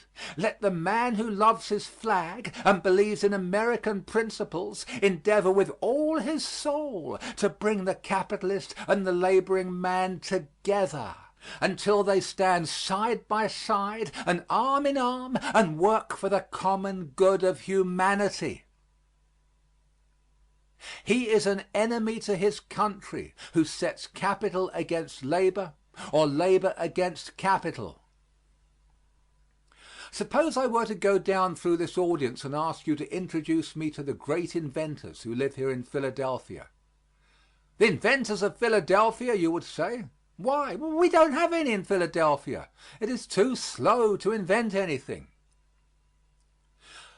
But you do have just as great inventors, and they are here in this audience as ever invented a machine. But the probability is that the greatest inventor to benefit the world with his discovery is some person, perhaps some lady, who thinks she could not invent anything. Did you ever study the history of invention and see how strange it was that the man who made the greatest discovery did it without any previous idea that he was an inventor? Who are the great inventors? They are persons with plain, straightforward common sense who saw a need in the world and immediately applied themselves to supply that need.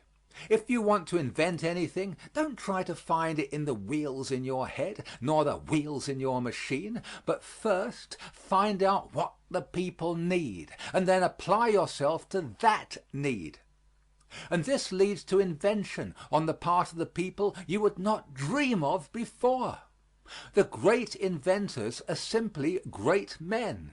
The greater the man, the more simple the man, and the more simple a machine, the more valuable it is. Did you ever know a really great man? His ways are so simple, so common, so plain, that you think anyone could do what he is doing. So it is with the great men the world over. If you know a really great man, a neighbor of yours, you can go right up to him and say, "How are you, Jim? Good morning, Sam." Of course you can, for they are always so simple. When I wrote the life of General Garfield, one of his neighbors took me to his back door and shouted, "Jim, Jim, Jim." And very soon Jim came to the door, and General Garfield let me in, one of the grandest men of our century. The great men of the world are ever so. I was down in Virginia and went up to an educational institution and was directed to a man who was setting out a tree. I approached him and said, "Do you think it would be possible for me to see General Robert E. Lee, the president of the university?" He said, "Sir, I am General Lee." Of course, when you meet such a man, so noble a man as that, you will find him a simple, plain man. Greatness is always just so modest, and great inventions are simple. I asked a class in school once who were the great inventors, and a little girl popped up and said, "Columbus." Well, now, she was not so far wrong. Columbus bought a farm, and he carried on that farm just as I carried on my father's farm. He took a hoe and went out and sat down on a rock. But Columbus, as he sat upon that shore and looked out upon the ocean, noticed that the ships, as they sailed away, sank deeper into the sea the farther they went. And since that time some other Spanish ships have sunk into the sea. But as Columbus noticed that the tops of the masts dropped down out of sight, he said, "That is the way it is with this hoe handle. If you go around this hoe handle, the farther off you go, the farther down you go. I can sail around to the East Indies." How plain it all was! How simple the mind, majestic like the simplicity of a mountain in its greatness. Who are the great inventors? They are ever the simple, plain, everyday people who see the need and set about to supply it. I was once lecturing in North Carolina, and the cashier of the bank sat directly behind a lady who wore a very large hat. I said to that audience, "Your wealth is too near to you. You are looking right over it." He whispered to his friend, "Well, then, my wealth is in that hat." A little later, as he wrote me, I said, "Wherever there is a human need, there is a greater fortune than a mine can furnish." He caught my thought, and he drew up his plan for a better hat pin than was in the hat before him, and the pin is now being manufactured. He was offered $55,000 for his patent. That man made his fortune before he got out of that hall. This is the whole question. Do you see a need? I remember well a man up in my native hills, a poor man, who for 20 years was helped by the town in his poverty, who owned a wide-spreading maple tree that covered the poor man's cottage like a benediction from on high. I remember that tree, for in the spring there were some roguish boys around that neighborhood when I was young. In the spring of that year the man would put a bucket there and the spouts to catch the maple sap. And I remember where that bucket was. And when I was young the boys were so mean that they went to that tree before that man had gotten out of bed in the morning and after he had gone to bed at night and drank up that sweet sap. I could swear they did it. He didn't make a great deal of maple sugar from that tree, but one day he made the sugar so white and crystalline that the visitor did not believe it was maple sugar, thought maple sugar must be red or black. He said to the old man, "Why don't you make it that way and sell it for confectionery?" The old man caught his thought and invented the rock maple crystal. And before that patent expired he had $90,000 and had built a beautiful palace on the site of that tree. After 40 years owning that tree, he awoke to find it had fortunes of money indeed in it. And many of us are right by the tree that has a fortune for us, and we own it, possess it, do what we will with it, but we do not learn its value because we do not see the human need. And in these discoveries and inventions, this is one of the most romantic things of life. I have received letters from all over the country and from England, where I have lectured, saying that they have discovered this and that, and one man out in Ohio took me through his great factories last spring and said that they cost him $680,000, and said he, "I was not worth a cent in the world when I heard your lecture, Acres of Diamonds, but I made up my mind to stop right here and make my fortune here, and here it is." He showed me through his unmortgaged possessions. And this is a continual experience now as I travel through the country after these many years. I mention this incident not to boast, but to show you that you can do the same if you will. Who are the great inventors? I remember a good illustration in a man who used to live in East Brookfield, Massachusetts. He was a shoemaker, and he was out of work, and he sat around the house until his wife told him to go outdoors. And he did what every husband is compelled to do. He obeyed his wife. And he went out and sat down on an ash barrel in his backyard. Think of it, stranded on an ash barrel, and the enemy in possession of the house. As he sat on the ash barrel, he looked down into that little brook which ran through that back yard into the meadows, and he saw a little trout go flashing up the stream and hiding under the bank. I do not suppose he thought of Tennyson's beautiful poem, "Chatter, chatter as I flow to join the brimming river. Men may come and men may go, but I go on forever." But as this man looked into the brook, he leaped off that ash barrel and managed to catch the trout with his fingers and sent it to Worcester. They wrote back that they would give him a $5 bill for another such trout as that. Not that it was worth that much, but they wished to help the poor man. So this shoemaker and his wife, now perfectly united, that $5 bill in prospect, went out to get another trout. They went up the stream to its source and down to the brimming river, but not another trout could they find in the whole stream. And so they came home disconsolate and went to the minister. The minister didn't know how trout grew, but he pointed the way. Said he, "Get Seth Green's book, and that will give you the information you want." They did so, and found all about the culture of trout.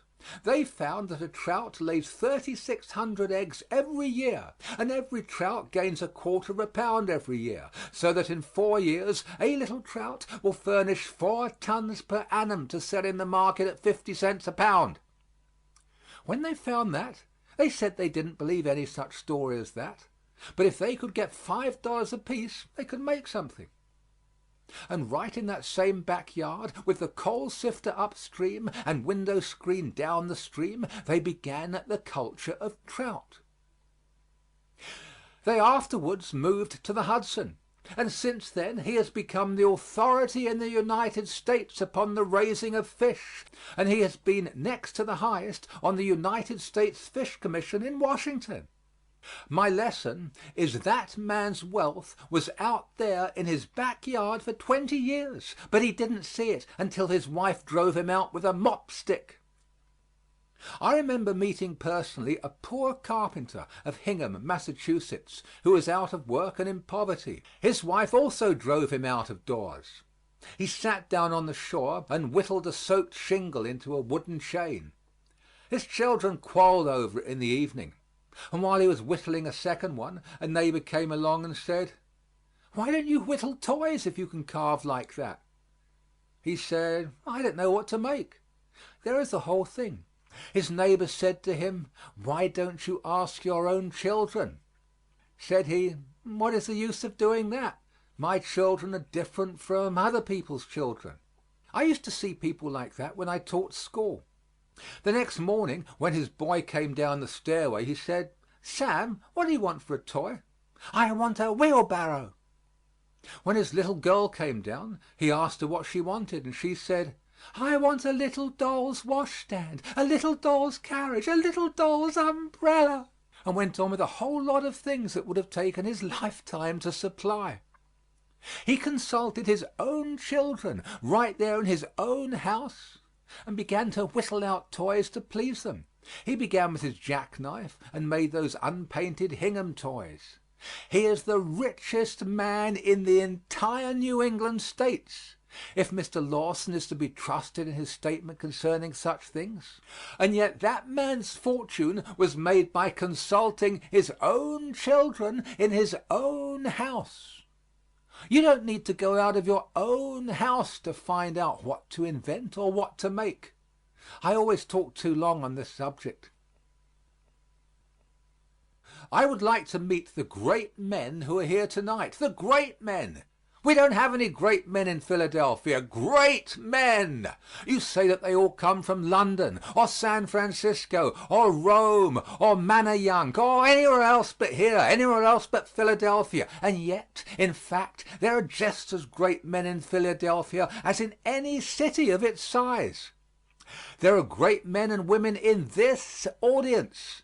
Great men, I have said, are very simple men. Just as many great men here as are to be found anywhere.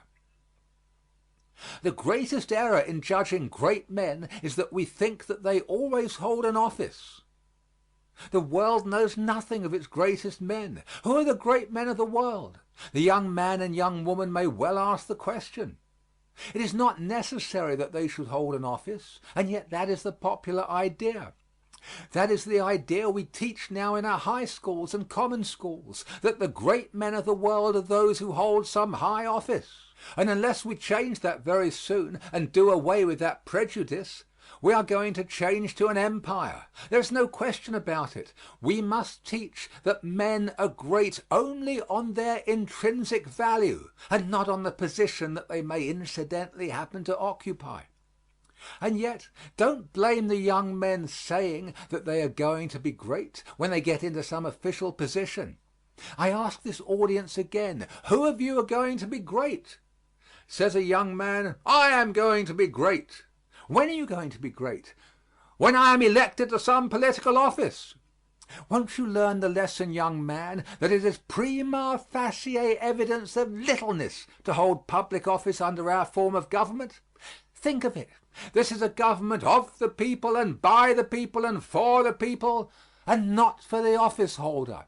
And if the people in this country rule as they always should rule, an office holder is only the servant of the people. And the Bible says that the servant cannot be greater than his master. The Bible says that he that is sent cannot be greater than him who sent him. In this country, the people are the masters, and the office holders can never be greater than the people. They should be honest servants of the people, but they are not our greatest men.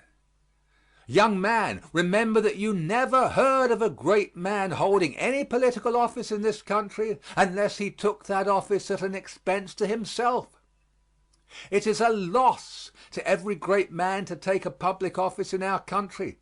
Bear this in mind, young man, that you cannot be made great by a political election.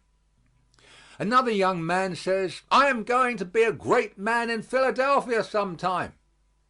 Is that so? When are you going to be great? When there comes another war, when we get into difficulty with Mexico or England or Russia or Japan or with Spain again over Cuba or with New Jersey, I will march up to the cannon's mouth and amid the glistening bayonets I will tear down their flag from its staff, and I will come home with stars on my shoulders and hold every office in the gift of the government, and I will be great. No, you won't. No, you won't. That is no evidence of true greatness, young man. But don't blame that young man for thinking that way. That is the way he is taught in the high school. That is the way history is taught in college. He is taught that the men who held the office did all the fighting. I remember we had a peace jubilee here in Philadelphia soon after the Spanish War. Perhaps some of these visitors think we should not have had it until now in Philadelphia. And as the great procession was going up Broad Street, I was told that the tally-ho coach stopped right in front of my house, and on the coach was Hobson. And all the people threw up their hats and swung their handkerchiefs and shouted, "Hurrah for Hobson!" I would have yelled too, because he deserves much more of his country than he has ever received. But suppose I go into the high school tomorrow and ask, "Boys, who sunk the Merrimac?" If they answer me, "Hobson," they tell me 7/8 of a lie. 7/8 of a lie, because there were 8 men who sunk the Merrimac. The other 7 men, by virtue of their position, were continually exposed to the Spanish fire, while Hobson, as an officer, might reasonably be behind the smokestack. Why, my friends, in this intelligent audience gathered here tonight, I do not believe I could find a single person that can name the other 7 men who were with Hobson. Why do we teach history in that way? We ought to teach that however humble the station a man may occupy, if he does his full duty in his place, he is just as much entitled to the American people's honor as is a king upon a throne. We do teach it, as a mother did her little boy in New York, when he said, "Mama, what great building is that?" "That is General Grant's tomb." Who was General Grant? He was the man who put down the rebellion. Is that the way to teach history? Do you think we would have gained a victory if it had depended on General Grant alone? Oh, no. Then why is there a tomb on the Hudson at all? Why? Not simply because General Grant was personally a great man himself. But that tomb is there because he was a representative man and represented 200,000 men who went down to death for their nation, and many of them as great as General Grant. That is why that beautiful tomb stands on the heights over the Hudson. I remember an incident that will illustrate this, the only one that I can give tonight. I am ashamed of it, but I don't dare leave it out. I close my eyes now. I look back through the years to 1863. I can see my native town in the Berkshire Hills. I can see that cattle show ground filled with people. I can see the church there and the town hall crowded, and hear bands playing and see flags flying and handkerchiefs streaming.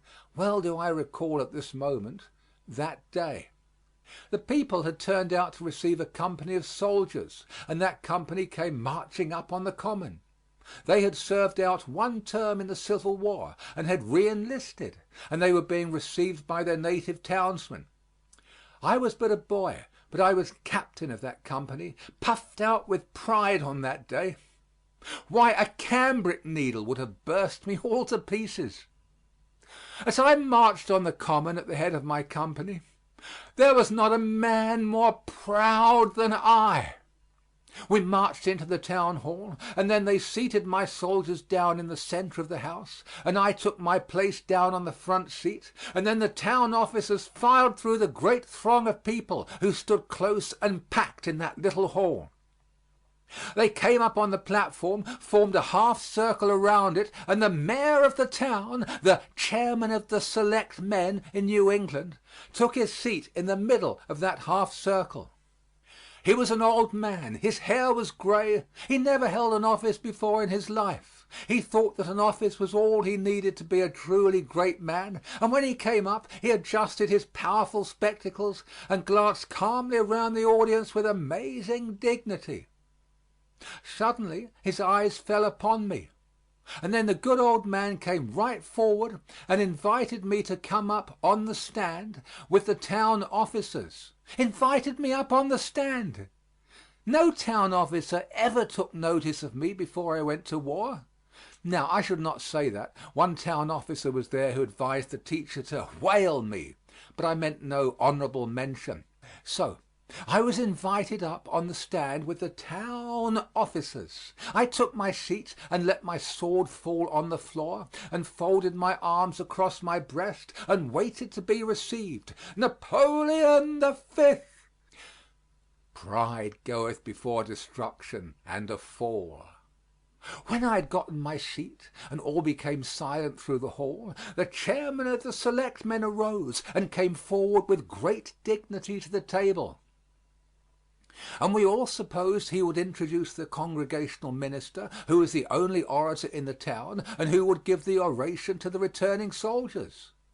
But, friends, you should have seen the surprise that ran over that audience when they discovered that this old farmer was going to deliver that oration himself.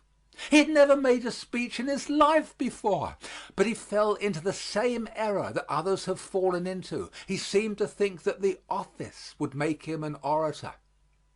So he had written out a speech and walked up and down the pasture until he had learned it by heart and frightened the cattle, and he brought that manuscript with him, and taking it from his pocket, he spread it carefully upon the table. Then he adjusted his spectacles to be sure that he might see it, and walked far back on the platform, and then stepped forward like this. He must have studied the subject much, for he assumed an elocutionary attitude. He rested heavily upon his left heel, slightly advanced the right foot, threw back his shoulders, opened the organs of speech, and advanced his right hand at an angle of 45. As he stood in that elocutionary attitude, this is just the way that speech went. This is it precisely. Some of my friends have asked me if I do not exaggerate it, but I could not exaggerate it. Impossible. This is the way it went, although I am not here for the story, but the lesson that is back of it.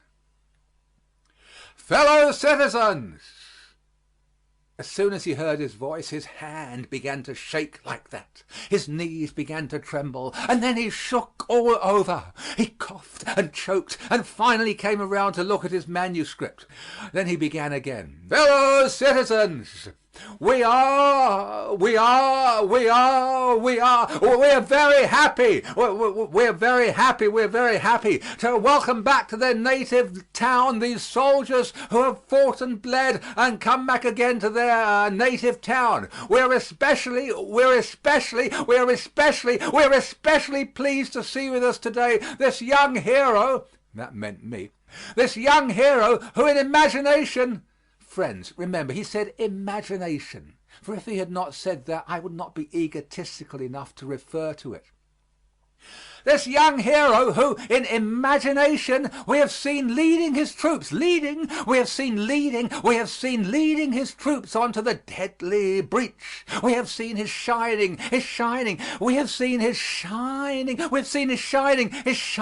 sword flashing in the sunlight as he shouted to his troops, "Come on!" Oh, dear, dear, dear, dear. How little that good old man knew about war. If he had known anything about war, he ought to have known what any soldier in this audience knows is true, that it is next to a crime for an officer of infantry ever in time of danger to go ahead of his men. I, with my shining sword flashing in the sunlight, shouting to my troops, "Come on!" I never did it. Do you suppose I would go ahead of my men to be shot in the front by the enemy and in the back by my own men? That is no place for an officer. The place for the officer is behind the private soldier in actual fighting. How often as a staff officer I rode down the line when the rebel cry and yell was coming out of the woods, sweeping along over the fields and shouted, "Officers to the rear! Officers to the rear!" And then every officer goes behind the line of battle, and the higher the officer's rank, the farther behind he goes. Not because he is any the less brave, but because the laws of war require that to be done. If the general came up on the front line and was killed, you would lose your battle anyhow, because he has the plan of the battle in his brain and must be kept in comparative safety.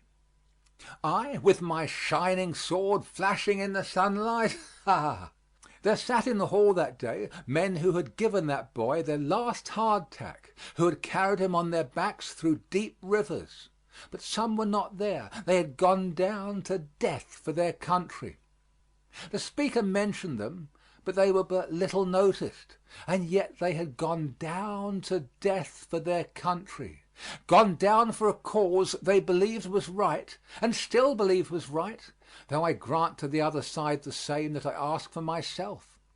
Yet these men who had actually died for their country were little noticed, and the hero of the hour was this boy.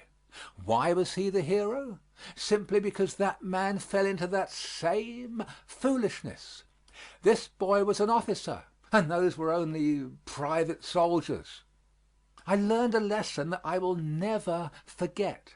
Greatness consists not in holding some office. Greatness really consists in doing some great deed with little means, in the accomplishment of vast purposes from the private ranks of life. That is true greatness. He who can give to this people better streets, better homes, better schools, better churches, more religion, more of happiness, more of God, he that can be a blessing to the community in which he lives tonight will be great anywhere. But he who cannot be a blessing where he now lives will never be great anywhere on the face of God's earth. We live in deeds, not years, in feeling, not in figures on a dial, in thoughts, not breaths. We should count time by heart-throbs in the cause of right, Bailey says. He most lives who thinks most. If you forget everything I have said to you, do not forget this, because it contains more in 2 lines than all I have said. Bailey says, he most lives who thinks most, who feels the noblest, and who acts the best. End of section 48. Section 49 Appendix D. Speeches for Study and Practice. Victor Hugo Honoré de Balzac.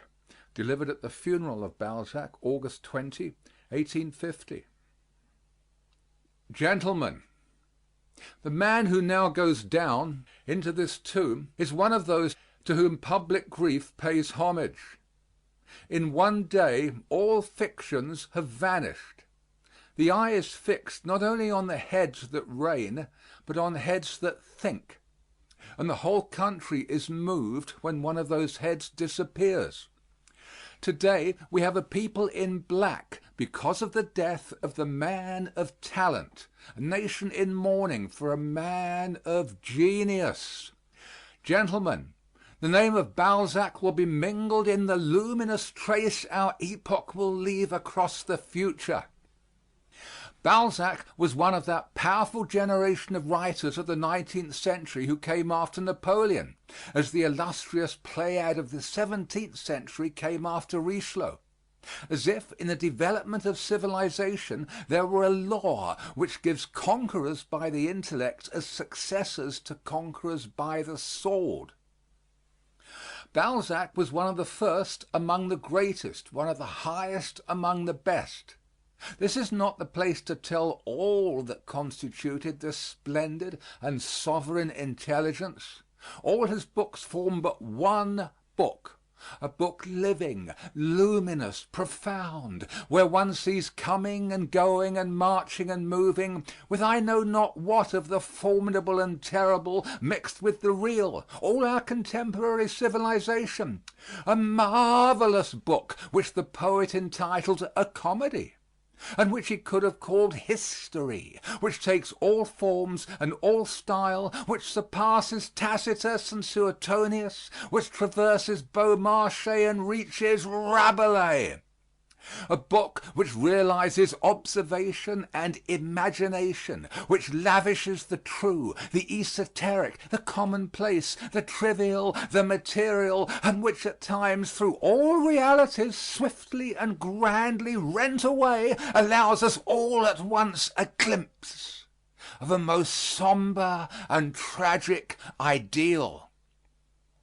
Unknown to himself, whether he wished it or not, whether he consented or not, the author of this immense and strange work is one of the strong race of revolutionist writers. Balzac goes straight to the goal. Body to body, he seizes modern society. From all he wrests something. From these an illusion, from those a hope, from one a catchword, from another a mask. He ransacked vice, he dissected passion. He searched out and sounded man, soul, heart, entrails, brain, the abyss that each one has within himself.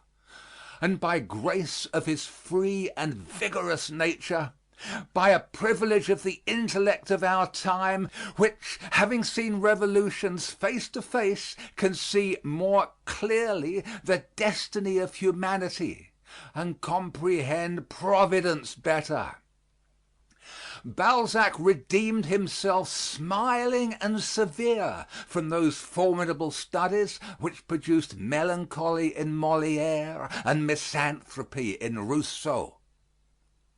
This is what he has accomplished among us. This is the work which he has left us, a work lofty and solid, a monument robustly piled in layers of granite, from the height of which hereafter his renown shall shine in splendor. Great men make their own pedestal. The future will be answerable for the statue. His death stupefied Paris. Only a few months ago he had come back to France. Feeling that he was dying, he wished to see his country again, as one who would embrace his mother on the eve of a distant voyage. His life was short but full, more filled with deeds than days.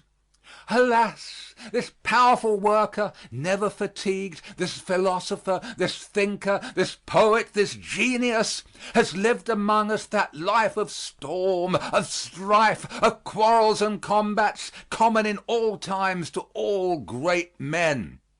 Today he is at peace. He escapes contention and hatred. On the same day he enters into glory and the tomb. Thereafter, beyond the clouds which are above our heads, he will shine among the stars of his country. All you who are here, are you not tempted to envy him? Whatever may be our grief in presence of such a loss, let us accept these catastrophes with resignation. Let us accept in it whatever is distressing and severe. It is good, perhaps. It is necessary, perhaps, in an epoch like ours, that from time to time the great dead shall communicate to spirits devoured with skepticism and doubt a religious fervor. Providence knows what it does when it puts people face to face with the supreme mystery and when it gives them death to reflect on, death which is supreme equality, as it is also supreme liberty. Providence knows what it does, since it is the greatest of all instructors. There can be but austere and serious thoughts in all hearts when a sublime spirit makes its majestic entrance into another life. When one of those beings who have long soared above the crowd on the visible wings of genius, spreading all at once other wings which we did not see, plunges swiftly into the unknown. No, it is not the unknown. No, I have said it on another sad occasion, and I shall repeat it today. It is not night, it is light. It is not the end, it is the beginning. It is not extinction, it is eternity. Is it not true, my hearers, such tombs as this demonstrate immortality? In presence of the illustrious dead, we feel more distinctly the divine destiny of that intelligence which traverses the earth to suffer and purify itself, which we call man. End of section 49.